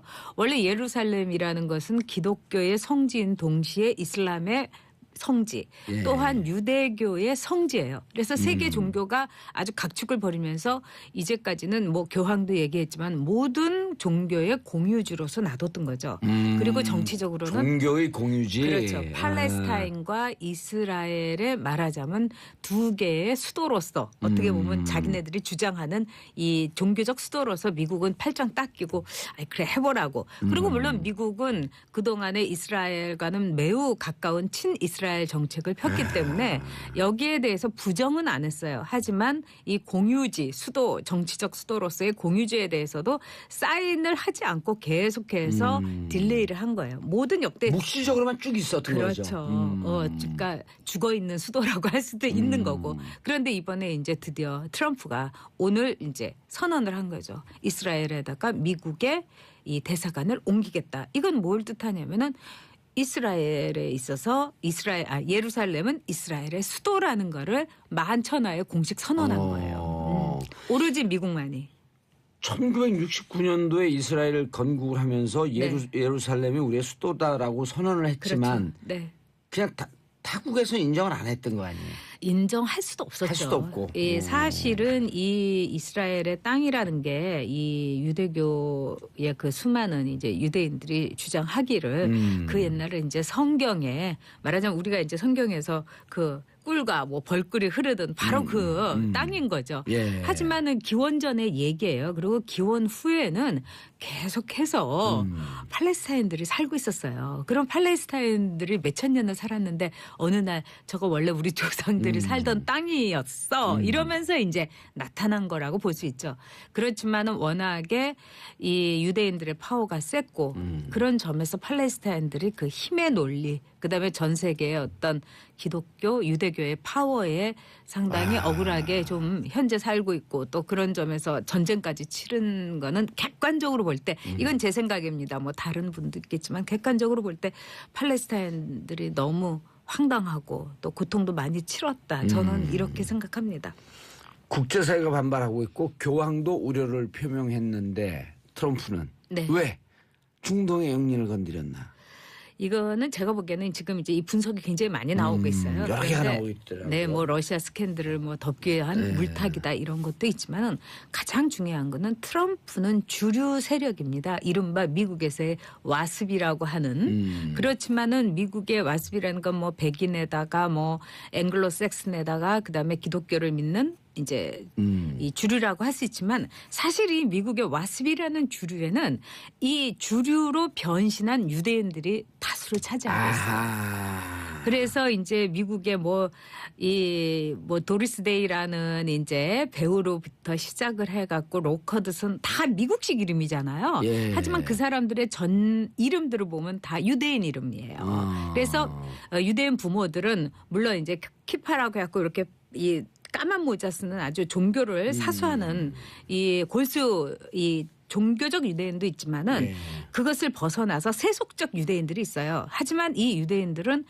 디아스포라라는 그 말처럼 전 세계에 흩어져 있지만은 자신들의 정체성은 뿌리 속에서 가슴 속에서 이걸 잃어버리고 있지 않은 거예요. 그래서 이 와습 속에서의 그 주류를 이루는 유대인 파워에 대해서 트럼프는 결코 무시할 수가 없는 거죠. 그래서 자기가 선언도 했었고 공약으로서요. 대통령 전에. 그래서 그거를 지키는 동시에 난 이렇게 약속을 지키잖아. 이러면서 자신들의 친구들, 자신들을 후원해주는 어마어마한 부자들에 대해서 확실한 응답을 한 거다. 이것이 이제 국내적인 이슈고요. 두 번째로는 아마도 미국이란 나라가 더 이상 전 세계의 평화를 위해서 우리는 미국이 뭐 좋은 게 좋은 거야 이렇게 가지 않겠다는 거죠. 철저하게 Great America Again. 우리는 미국의 이슈에 천착해서 우리의 말하자면은 국내적인 시선으로 국제적인 시선을 보겠다 이런 거예요. 세 번째는 가장 이게 많은 사람들은 이쪽으로 분석을 하고 있지만은 또 팔레스타인에 대해서 트럼프 특유의 왜 몰아치기, 뭐 엉뚱한 카드를 갖고 허를 딱 찔러가지고 그래 어떡할 거야 이렇게 나오는 말하자면 대팔레스타인 전략이라고 볼 수 있어요. 지금은 사실은 이제 방치되거나 또는 정체돼 있기 때문에 그런 점에서 트럼프가 참 트럼프답게 해결을 했다 이렇게 볼 수 있습니다. 쿠시노. 네. 마사이 쿠시노도 유태인이에요? 그럼요. 오. 지금 우리가 유태인을 이렇게 보면은 어마어마해요. 지그문트 프로이드라든가 알버트 아인슈타인, 주구지 소로스, 칼 마르크스, 그러네요. 그다음에 스티븐 스필버그, 그다음에 미국의 이 법률, 의료, 그다음에 과학, 문화, 금융 이거는 다 유대인들이 잡고 있어요. 그래서 지금 미국의 인구가 3억 5천이죠. 근데 이 3억 5천만 명이라는 건 참 우리로 하여금 여러 가지 생각을 하게 하는데 선진국 중에 인구가 이렇게 많이 느는 나라는 미국밖에 없죠. 없어요. 예. 그만큼 미국에는 아직도 기회가 있다고 생각해서 수많은 그린카드를 얻고자 하는 희망 미국인들이 미국에 몰려들어서 이민으로 이렇게 불린 건데 3억 5천만 가운데에서 유대인은 공식적으로는 2%밖에 안 돼요. 700만 명. 그러나 이 700만 명이 미국의 모든 것을 장악하고 있다. 이렇게 해도 그렇게 틀린 말은 아니에요. 예. 언론, 병원, 과학, 예술, 특히 대중예술 분야에 있어서 나탈리 포트만이라든가 또 절세 미녀로 불렸던 엘리자베스 테일러라든가 다 유대인들이에요. 네. 그리고 이 사람들이 또 예술 쪽에 아이작 스탄 같은 사람들도 그래서 자기네들끼리 끌어주는 거예요. 그래서 우리나라의 그 정경화 씨나 김용욱 씨가 굉장히 고전을 했던 게 아이작 스탄 때문에 그랬던 거예요. 다 유대인들 아티스트만 끌어주는 거예요. 그만큼 유대인들이 굉장히 좀 이렇게 저기 이게 뭐 방송에서 공정성을 잃을지 모르지만 좀 지독한 데가 있죠. 뭐 골드만삭스 같은 데서도 그렇죠. 거기 뭐 그 유대인들의 그 세상이고 뭐 이런 식으로 해갖고 미국 사회에서 그리고 이제 우리가 베니스의 상인에서도 보면은 셔일록이 유대인 아닙니까? 예. 그래가지고 이제 유대인에 대한 반유대주의가 있었고 또 그러나 유대인들은 순환을 통해서 더 우수해진 민족이다 이렇게 생각하고 있어요. 네, 홀로코스트 예. 즉 말하자면 2차 세계대전 이전에도 나치즘의, 네. 반유대 정신이 유럽을 그냥 몰아쳤잖아요. 그렇지만 이제 그것이 이제 그렇다고 해갖고 홀로코스트에 600만 명이 희생된 유대인의 예. 비극에 대해서 유대인들이 고리대금을 너무 했다 뭐 이런 걸로 할 수는 없죠. 그렇죠. 그래서 유대인들은 굉장히 어려움을 겪었기 때문에 몇 가지 특징들이 있어요. 그들의 그 율법, 우리도 탈무드라고 예. 아는데 그래서 교육을 통해서 율법화되고 그래서 조약을 따지는 거라든가 뭐 분석을 하는 능력이 굉장히 뛰어나대요. 그래서 이제 법조 뭐 이런 노벨상 수상자 중에 유대인이 많은 거고 그다음에 유대인들은 확실하게 자신들의 핏줄을 아주 그 보호하는데 아주 예. 굉장히 집착이 커요. 그래서 아버지가 유대인이고 엄마가 한국인이다. 그 아이는 유대인이 아니에요. 엄마가 모계를 유태인이고 쫓아내. 아버지가 예. 한국인이면 걔는 유태인의 정통입니다. 엄마를 중심으로 가는 건가요? 그렇죠. 근데 제가 그거를 이렇게 볼 때는 뭐 이제 여러 가지 복잡한 예. 거기에 대한 가설이 있긴 하지만 엄마가 확실하잖아요. 아버지는 이제 애를 낳았을 때 얘가 내 아들인지 내 그런 느낌이 딸인지 있어요. 예. 이거 의심하잖아요. 예. 그 인류사에서의 모든 의심이 거기서 비롯됐는데 그렇지만은 엄마는 확실하죠. 딱 고쳤어요. 그렇죠. 그래서 그런 점이 있고 그리고 또 그러네. 어머니들의 유대식 교육. 이제 뭐 우리나라 이제 그 교육 서적을 보면 뭐 유태인 엄마처럼 질문해라 이런 책도 어마어마하죠. 어마하게 많아요. 그러니까 예를 들면 우리나라 엄마들 너 학교에 가서 공부 잘하고 왔어? 뭐 이렇게 물어본다 예. 이거예요. 그럼 유대인 엄마는 오늘 너는 어떤 질문을 선생님에게 했니? 이렇게 물어본다는 거예요. 그래서 어쨌든 우수한 민족인 것. 또 두 번째는 유대인들은 이 금융이라든가 이 아주 고급스러운 상거래에서는 절대 다수를 차지하고 있어요. 뉴욕에 가보면 47번가가 다이아몬드 스트리트라고 하는데 예. 거기가 주이시 스트리트라고도 불려요. 왜냐하면은 하도 이제 뭐 이 생명의 위협도 있고 제2차 세계연도 겪고 그러기 때문에 금방 갖고서 튈 수 있는 거. 딱 다이아몬드 몇 개만 가면 그게 전 재산인 거예요. 그래서 다이아몬드는 전 세계 유대인들이 다 갖고 있는 거죠. 쿠시노 같이 또 이렇게 이 유대인의 가정에서 철저하게 유대식 교육을 받고 또 열렬한 유대 신자예요. 그래서 예. 이런 것들이 아마도 그런 것도 영향을 좀 미쳤고. 아우 크게 미치죠. 예. 그런데 네. 이제 문제는 네. 이렇게 되면 중동의 화약고를 건드렸다, 유혈 분쟁으로 갈 가능성이 높아졌다. 이런 점 어떻게 보세요? 유해 분쟁까지는 안 가겠지만은 제가 볼 때는 상당히 당장 강력히들 반발할 거 그렇죠. 아니에요. 이 중동의 화약고에다가 말하자면 트럼프가 성냥불을 그은 겁니다. 그래서 조금 있으면은 알게 될 거예요. 예. 트럼프가 불장난을 한 것인가 아니면 협상의 그 달인으로서 미치광이 전략으로 얻어내는 게 있는 것인가. 물론 이제 이 텔아비브에서 이스라엘로 옮기는 데는 적어도 지금으로 봐서는 4년 내지는 5년이 걸린다고 그래요. 그러다 트럼프 임기가 끝나면 어떻게 되나요? 그러니까. 근데 재선될 가능성도 있는 거죠. 그래요. 지금 지지율로는 좀 쉽지 않을 텐데. 몰라요. 진짜 우리 그 안영환 원장이 맨날 하는 게 정치는 몰라요 하는데 예. 모르죠. 그래도 트럼프가 돼도 걱정이고 저는 그 다음에 다른 사람이 돼도 걔도 걱정이네요. 이거를 완전히 이전 점태기를 준비하다 쓰는 어떻게 거 할 거야. 아닙니까? 이전 준비하다가. 그래서 이런 점에 있어서는 상당히 그 전 세계적으로 혼돈으로 트럼프가 몰아넣었다. 아. 이건 정치 외교적으로 어쨌든 저는 잃은 것이 많은 마이너스다 이렇게 생각합니다. 미국 내 반응은 어떻습니까? 아, 황당하다는 사람이 더 많죠. 네. 왜냐하면은 미국 내에서 유대인들은 700만 명밖에 안 돼요. 그러나 오피니언 리더 층이라는 건 무시할 수가 없는 거죠. 네. 근데 이제 예를 들어서 그 무역 그 특히 이제 철강, 자동차, 네. 그다음에 FTA를 원점으로 돌리자라고 하는 네. 것은 자기를 지지했던 백인 중하층, 네. 이른바 러스트벨트라고 그렇죠. 하는 이런 쪽 사람들의 지지와 약속도 지키고 지지를 끌어내려고 하는 건데 네. 이거는 이분 지지층 후원금을 결집. 많이 내는 사람들. 네. 그렇지만은 우리 뭐니 해도 머니가 최고라고. 봉도사도 예. 국회의원 해보셨지만은 후원금 10,000원, 20,000원 내는 분들 전화 오면은 받아야 되잖아요. 다 받아야 되죠. 바로 그거예요. 그런 점에서 이분은 큰 손들이 유대인들이에요. 트럼프의 큰 손들. 이건 또 이제 재선을 가기 위한 후원금 모으는 과정. 뭐 이번에 별로 이제 돈도 안 쓰고 대통령 됐잖아요. 그렇죠. 이건 돈도 진짜 뭐 네. 6분의 1이니까 7분의 1밖에 안 그렇죠. 썼다는 거예요. 근데 다음에 돈 좀 써야 될 것 같아요. 예. 자, 깐풍 산부인과님. 깐풍 산부인과 뭘까? 깐풍기 좋아하시는데 저도 깐풍기 좋아하는데. 전 작가님 발음 좋아서 말씀하시면 귀에 쏙쏙 들어와요. 아이, 감사합니다. 전 작가의 시선이 남다른 이유죠. 자, 샵 1035 문자 보내주시기 바라겠습니다. 자, 그런데 국제사회에 트럼프가 네. 이거를 한반도나 이쪽 중도 그 동북아시아 문제를 그쪽으로 끌고 가려고 하는 이런 의도는 아닐까요? 저는 일종의 메시지를 던진 거라고 보고 예. 있어요. 자, 트럼프가 선거운동을 할 때 우리가 얼마나 황당했습니까? 예. 그래서 제가 웬만하면은 정치적으로 뭘 이렇게 누가 당선될 거다, 누가 떨어질 거다 이런 거 틀린 적이 없어요. 그런데 전 트럼프는 떨어질 거라고 생각을 했어요. 예를 들자면은 멕시코에 이 불법으로 미국으로 들어오는 사람을 막기 위해서 장벽을 세우겠다. 뭐 이런 거 공약했잖아요.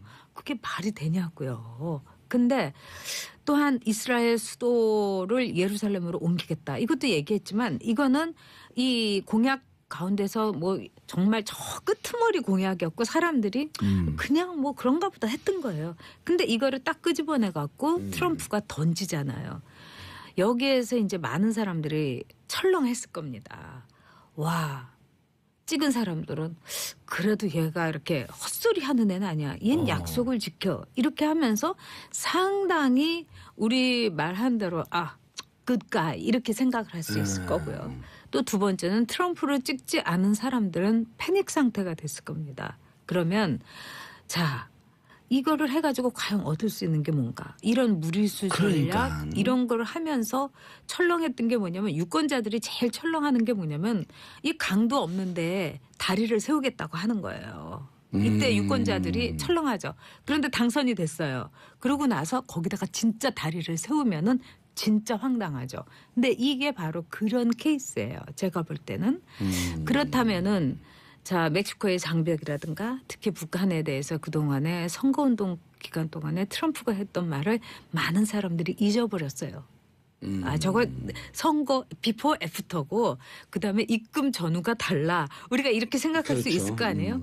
근데 입금 전후가 없다는 거를 보여준 거 아니겠어요? 그래서 대북 문제에 대해서는 우리가 상당히 긴장을 하고 트럼프가 그동안에 그냥 저기 뻥치시네요. 뭐 이렇게 했던 것이 절대로 뻥이 아니라는 거를 우리는 정확하게 인식을 해야 된다고 군사적 봅니다. 옵션에 대해서도 저는 그리고 요즘 트럼프가 굉장히 말을 아끼고 있잖아요. 예. 북한에 대해서. 그리고 이 밑에서는 상당히 뭐 북한하고 채널을 가지고 접촉을 했다. 이러지만 또 그 한쪽에서는 우리는 북한에 대해서 핵을 개발한 그 대가를 반드시 치르게 하겠다. 이런 이야기를 하고 있잖아요. 저는 여기에 우리가 방점을 찍어야 된다. 이렇게 봅니다. 그냥 심각해요. 북한에 대해서 하는 얘기가 아니에요. 그냥 에드벌론 띄우는 게 아니다. 저는 처음부터 그건 아닐 거라고 생각했어요. 근데 자, 아니 도대체 황당하게 이 정말 오밤중에 정말 봉창 두드리는 소리지. 그러니까요. 모토로 이 수도를 더구나 모든 사람들이 여기에 대해서 환영하는 것도 아닌데 수도를 옮기기까지 하면서 이스라엘에 손을 들어줄까. 이건 트럼프의 스스로의 정치적인 하나의 이 상표, 아이콘, 자산에 대해서 사람들에게 보여주는 거다. 이렇게 봅니다. 실제로 아까 한 4년쯤 걸린다 그랬는데 네. 대사관 옮기고 그러는 게 의회의 동의를 얻거나 뭐 이런 건 아닌가요? 그런 건 아니에요. 그냥 옮기면 되나? 행정부의 권한이? 그렇죠. 외교는 외교 수반이잖아요. 그래서 수도를 옮기는 경우는 그렇게 수도를 이제 만약 예를 들면 이제 카자흐스탄 같은 경우는 이 아스타나 그러니까 알마티에서 아스타나로 수도를 옮겼잖아요. 그런 경우는 뭐 그냥 옮기는 거예요. 그리고 이제 이 대부분 이제 많은 분들이 사이공하고 이제 그 지금 호지민이 이제 그 전에 이제 그 사이공이었잖아요. 예. 다 이제 호지민 시티에 호지민 있었다가 시티가 되죠. 예. 하노이가 수도가 됐잖아요. 베트남에. 뭐 그런 거라든가 또 우리나라도 세종시에 수도를 이전을 수도를, 한다면 예. 그거는 뭐 각 나라에서 외교적인 절차를 통해서 할 수가 그러니까 있어요. 이스라엘은 우리가 예루살렘 수도다라고 주장을 하고 있었고 네, 네. 다만 이제 전 세계에서 그거에 대해서 묵시적 반대를 하고 있었기 때문에 그렇죠. 그런데 네. 이제 그것을 트럼프가 이 수도다라고 하는 것을 자기가 선언하는 것은 네. 법적 의미는 없지만 이제 미국에서는 선언적 의미가 있고 대사관을 그쪽으로 옮기겠다라고 네. 하는 것은 미국 입장에서는 이스라엘 입장을 동의해 준 거네요. 그럼요. 그리고 중요한 것은 전 세계 이제 유대인들이 어느 나라든지 다 성공을 했지만 예. 제일 성공을 한 나라가 미국이에요. 예. 미국의 유대인들이 제일 눈부시게 성공을 했죠. 유대인들이 근데 트럼프가 전혀 예고 없이 이게 공약이 있긴 있었나요? 공약이 있었어요. 저 하위에. 네, 저 하위 공약이 있어요. 그래서 아무도 그렇게 이 큰 눈길을 보내지 않았고 그리고 이제 공약이라는 게 사람들의 눈길을 끌고 또 트럼프가 이제 밴드웨건 효과처럼 막 사람을 불러오는 공약을 많이 했지만 이 공약은 왜 그러냐면은 굳이 거기를 수도로 할 필요가 없을 정도잖아요. 왜냐하면은 그거 지금 두 건드릴 이유가 군데에서 다 없는데. 수도라고 하고 있고 또 테라비브라는 나름대로의 현실적인 수도에서 모든 행정 처리가 이루어지고 있기 때문에 굳이 필요가 없었어요. 예. 근데 이거를 굳이 필요가 없는 거지만 이 카드를 던졌다는 건 저는 트럼프가 상당히 곰곰하게 생각한 전략적인 카드다. 이렇게 생각을 합니다. 이 다음 스텝도 다 예상하고 있을 것이다. 그럼요.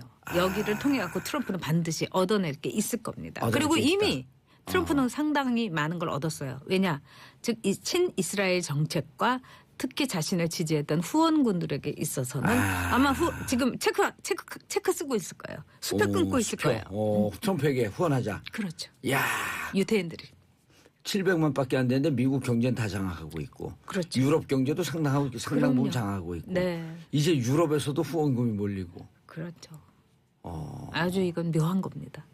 그러니까 동북아시아 돌면서는 무기 팔아먹게끔 잘 해줬고, 그렇죠. 이제는 너네 나라가 돈 벌었으니 나도 좀 벌어야 되겠다. 그러니까 트럼프하고 이게 유태인인 조지 소로스하고 굉장히 비슷해요. 그러니까 존 로저스가 얘기를 했잖아요. 당신 이렇게 지저분한 방식으로 돈을 벌었냐. 난 이제 너하고 더 이상 펀드 안 한다. 그럴 때 조지 소로스가 그랬잖아요. 어떻게 쓰는 게 문제야. 바로 그런 거예요. 예. 무섭죠? 그러니까 우리도 비슷한 속담이 있잖아요. 네.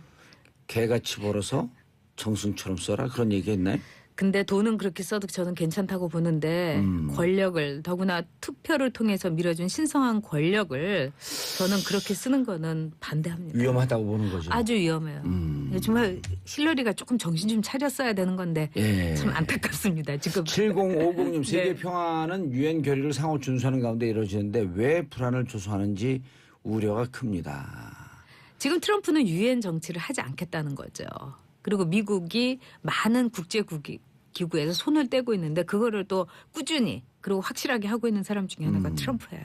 근데 또 그 북한에는 네. 자기들이 직접 가기 곤란하니까 또 유엔이 가는 것을 그러니까 필요한 건 쓰겠다는 필요한 건 거죠. 쓰고. 그리고 이제 사실 뉴욕 한복판에 그 유엔이 있는데 보면은 뭐 차베스라든가 이런 사람들이 이제 나와가지고 막 미국은 공격하고 그러잖아요. 공격하고 그러면 참 그거 보기도 좀 역겹다 이렇게 트럼프는 생각했을 거다 이렇게 봅니다. 네, 네.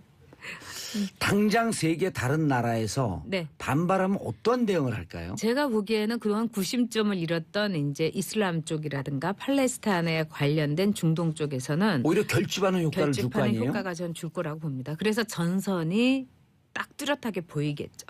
트럼프는 그것도 아마 노렸을 거예요. 내가 이거 한번 화끈하게 미국의 이익을 보여주겠다, 실현하겠다 이런 것도 트럼프의 이 플랜 B와 C에 있을 거다 이렇게 생각을 합니다.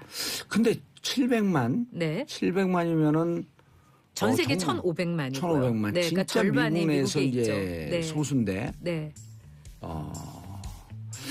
다음 카드가 어떻게 될지 정말 걱정이 되고 다음 카드는 아마 대북 카드가 될 수 있어요. 알겠습니다. 자, 전효욱 작가님 이해한 말씀 김소연님 이해한 말씀 진짜 잘하시네. 따봉입니다. 자, 전 작가님 인사하시고요. 네, 김소연님 안녕. 그다음에 깜풍 산부인과님 안녕. 예, 저는 내일 10시 5분에 다시 찾아뵙겠습니다. 평화를 사랑하는 대한민국 국민 여러분 감사합니다. 땡큐. 피스 코리아. 있는 경우가 많다는 거예요. 그래서 이번에 그럼 개혁위도 그것 때문에 좀 많이 힘들었다고 합니다. 그럼 지금 외부 개혁기가 대체로 그 내부 직원도 있고 예. 외부에서 들어가는 사람들이 또 한 50%가 되잖아요. 내부 직원이 있음에도 불구하고 보통 정보기관들은요 칸막이가 있거든요. 칸막이가 있죠. 그래서 어떤 사건 네. 하나에 대해서는 그 담당자들이 아니면 알 수 결정적인 없는. 것을 알지 못하는 경우가 많다는 겁니다. 이른바 그리드가 쳐 있다. 그렇죠. 예. 그래서 지금 말씀드린 것처럼 예. 그 서울시 간첩 조작 사건이라든가 2013년 댓글 사건 압수수색에서의 그 수사 방해가 이루어지면 알 수 없는 경우가 많다는 겁니다. 다만 이런 형식이 차장급 당시에 서천호 2차장인데요. 차장급에서 이루어졌다는 것으로 봤을 때는 어쨌거나 국정원에서 주도적으로 그리고 서천호 2차장이라면 1차장, 2차장, 3차장 있고 그 바로 위가 국정원장 아니에요. 그렇죠. 이때 국정원장 누구였었던 거예요? 2013년이니까요. 2014년이죠 이거는. 네, 2014년이니까요. 예. 이건 좀 찾아봐야겠는데 예. 박근혜 정부 들어서니까. 그렇죠. 남재준 예. 원장 있다가 이병호, 이병기인데 예. 참 국정원이 남재준 원장으로 보이는데요. 남재준 예, 원장으로 예, 보이네요. 예.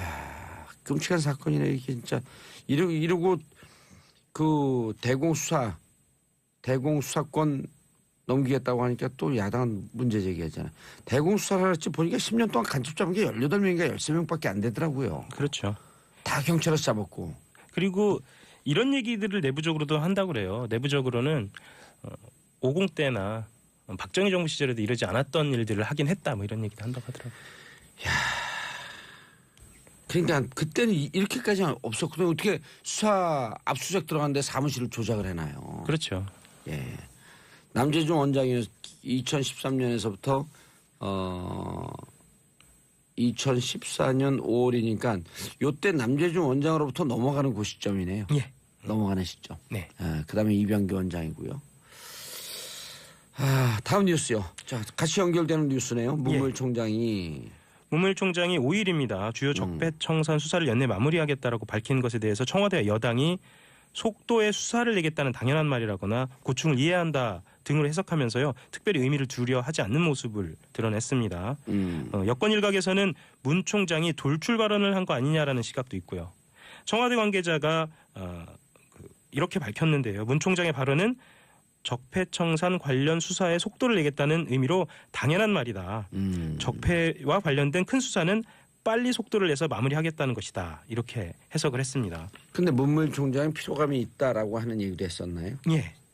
그 피로감에 대한 이야기에 대해서는요. 예. 실제로 해석은 좀 다양합니다. 그게 내부적으로는 검찰 내부의 분위기를 좀 다독이는 의미도 좀 있다라는 해석도 나오고요. 청와대를 향한 시그널이다라는 이야기도 나오고요. 예. 다양한 해석이 나오는데 해석이죠. 그죠? 아, 그렇죠. 네, 해석입니다. 해석이죠. 예. 제가 아는 해석은 또 따로 있어요. 어떤 건가요? 지금 이제 그 윤석열 중앙지검장 안현수 선수는 나오겠네 이제 그렇게 되면 고민 중이라고 합니다. 빅토르안. 예. 왜냐하면 이번이 본인의 선수 생활을 마무리할 수 있는 대회라고 생각하고 있거든요. 선수이면서 지금 플레잉 코치 아닌가요? 그렇죠. 예. 지금 한국에 들어와 있습니다. 아 그래요? 예. 빅토르안 한국에서도 인기 좋아요. 인기 좋습니다. 예, 원래 한국 사람이지 않았나요? 안타깝죠. 그것도 그 파벌 때문에 망명이 아니라 그 귀화까지 하고. 로첸코프 박사 말씀을 좀 더 드리면 예. 내부 고발로 사례 위협도 받고 있다 그래요. 그래서 지금 특별한 보호 조치를 하고 있다고. 아 미국으로 망명한. 예. 아, 여기도 무시무시합니다. 무서워요. 예, 여기도 우리나라 그냥 좀 우리나라는 이런 거 귀여워요. 우리나라 국정원은 사무실 바꿔놓고 컴퓨터 바꿔놓고 전화기 바꿔놓고. 예. 여기는 이렇게 내부 고발을 하려면 망명을 결심해야 하는 정도니까요. 예. 자 예루살렘 뛰어넘고 미 군 정보당국성 김정은 합리적이라 판단한다. 이게 뭔 얘기예요 또? 예, 월스트리트저널이 5일 보도했는데요. 예. 미 정보기관하고 군 당국자들이 김정은 북한 노동당 위원장을 합리적 행위자라고 생각하고 있으며 이러한 결론에 근거해서 현재 미국의 대북 접근법이 이루어지고 있다. 뭐 이런 얘기입니다. 아 그럼 푸틴 계속 뻥카라는 거예요? 에드원로 띄운 거예요? 트럼프요, 트럼프. 아 그렇죠 트럼프 무기 팔아먹으려고? 예. 그 월스트리트저널은 복수의 당국자들 인용해서요. 예.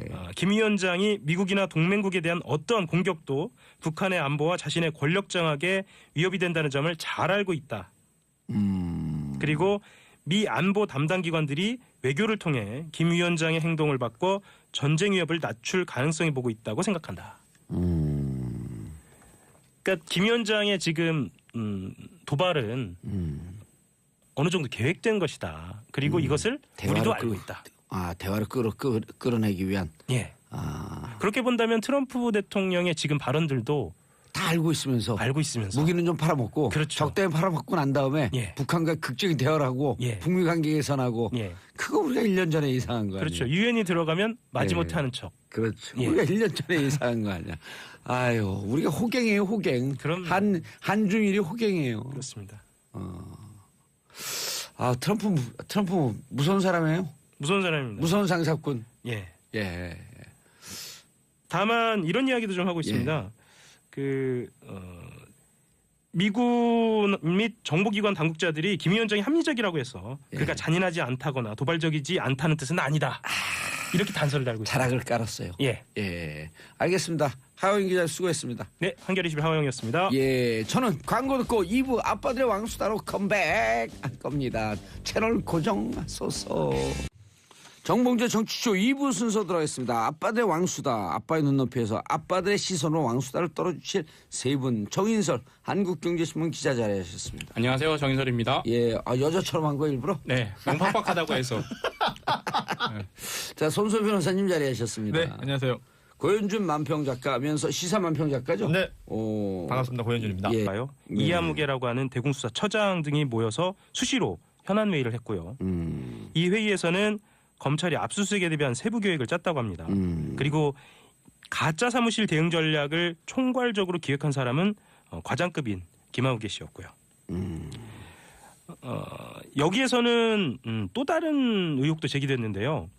간첩 조작 사건이 불거진 뒤에 국정원 대궁수사국 간부들이 소속 변호사에게 책임을 떠넘기려 했다는 의혹이 있습니다. 소속 변호사라고요? 국정원 소속 변호사? 예.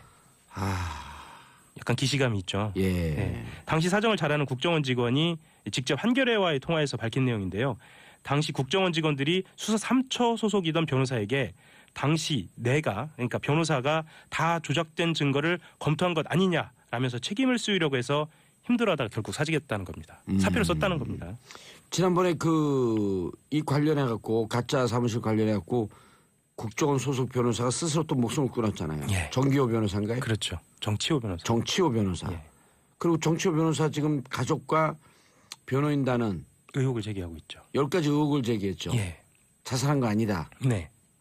그리고 해킹 프로그램 사건 때 목숨을 끊은 그분과 너무나 똑같다. 일명 마티즈 사건이라고도 하죠. 마티 사건이요. 차 안에서 번개탄 나오고. 예. 이게 진짜 국정이 어디까지 망가져야지 이렇게. 이게 한겨레 보던가요? 예, 한겨레 보도입니다. 경악스럽네요, 진짜.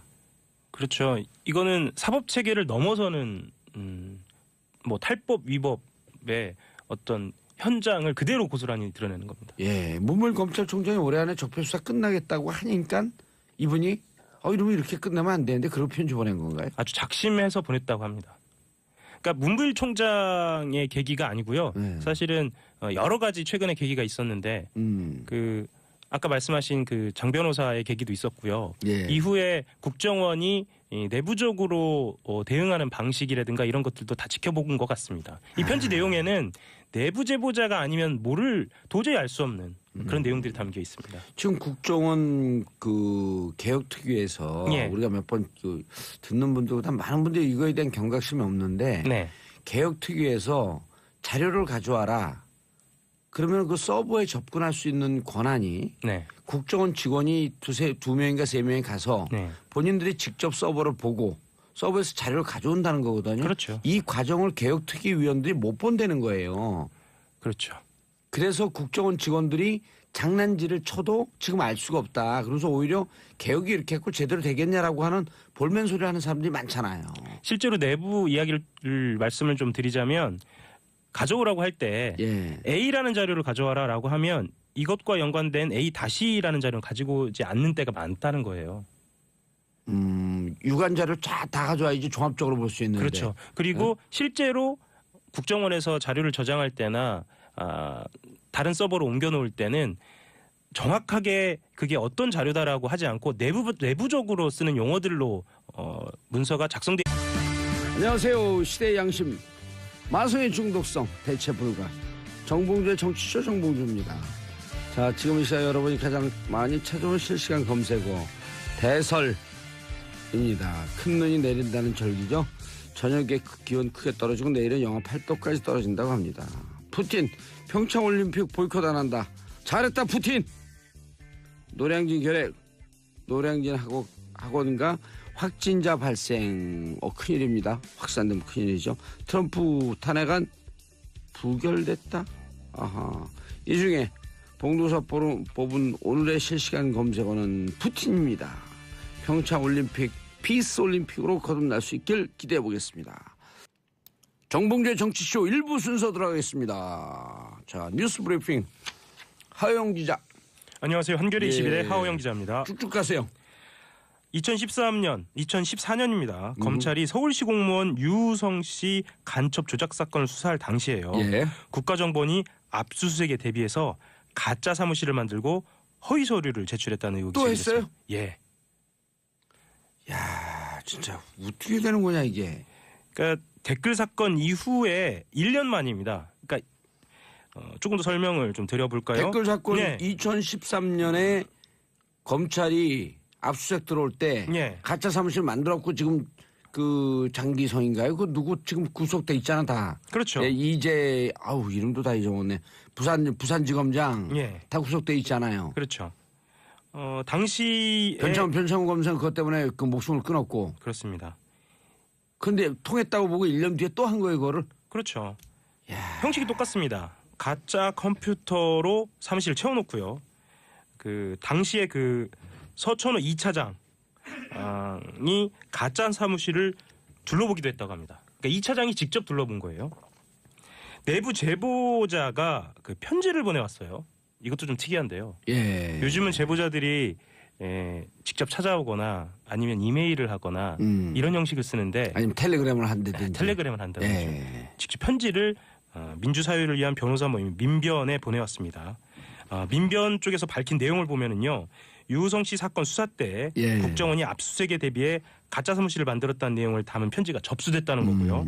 왜냐하면 민변에서 유성 간첩 조작 사건 때 직접 북경까지 그 중국까지 갔다 오면서 심양 예. 그러면서 그 출입경 기록 예. 조작된 거 다 밝혀내고 그랬잖아요. 실제로 수사기관이 해야 할 일을 민변에서 한 민변에서 겁니다. 했죠. 김영민 변호사. 예, 김영민 변호사가 그 했죠. 뚱뚱한 그 돼지 MC 말고요. 예, 동명이인입니다. 날씨한 유성 변호사. 예. 아니 유성 변호사가 아니라 김영민 변호사. 예.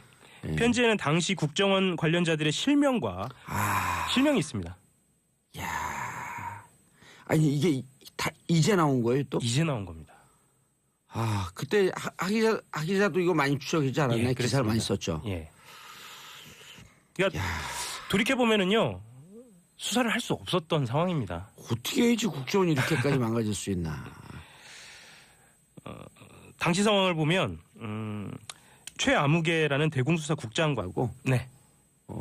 살짝 이렇게 이제 소통이 안 되다 보니까 네. 윤석열 중앙지검장과 그다음에 청와대에 대해서 동시 시그널을 보낸 것이다. 이런 해석도 있더라고요. 검찰 내부가 사실은 하나의 조직으로 지금까지 움직여왔잖아요. 근데 지금은 하나의 조직이 아니죠. 네. 예, 그런 시각이 우세하죠. 예, 일부 우세하죠. 있죠. 예, 예. 알겠습니다. 더불어민주당 내부에서도 네. 이 자칫 보수야당이 주장하는 정치보복 프레임을 용인하는 모양새로 번지지 않도록 적극적으로 좀 진화에 나서고 있습니다.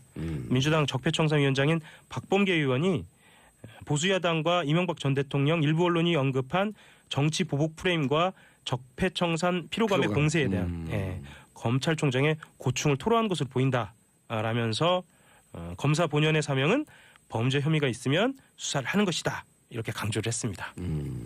알겠습니다. 러시아 사건으로 넘어가죠. 예. 국제올림픽위원회 IOC는 6일입니다. 한국 시각으로요. 스위스 로잔에서 집행위원회를 열어서 국가주도로 도핑 조작을 한 러시아 선수단의 평창 올림픽 출전을 금지했는데요. 예. 다만- 다만 사건은 전말이 어떻게 된 건가요? 예, 다만 전말부터 좀 말씀을 드릴까요? 예.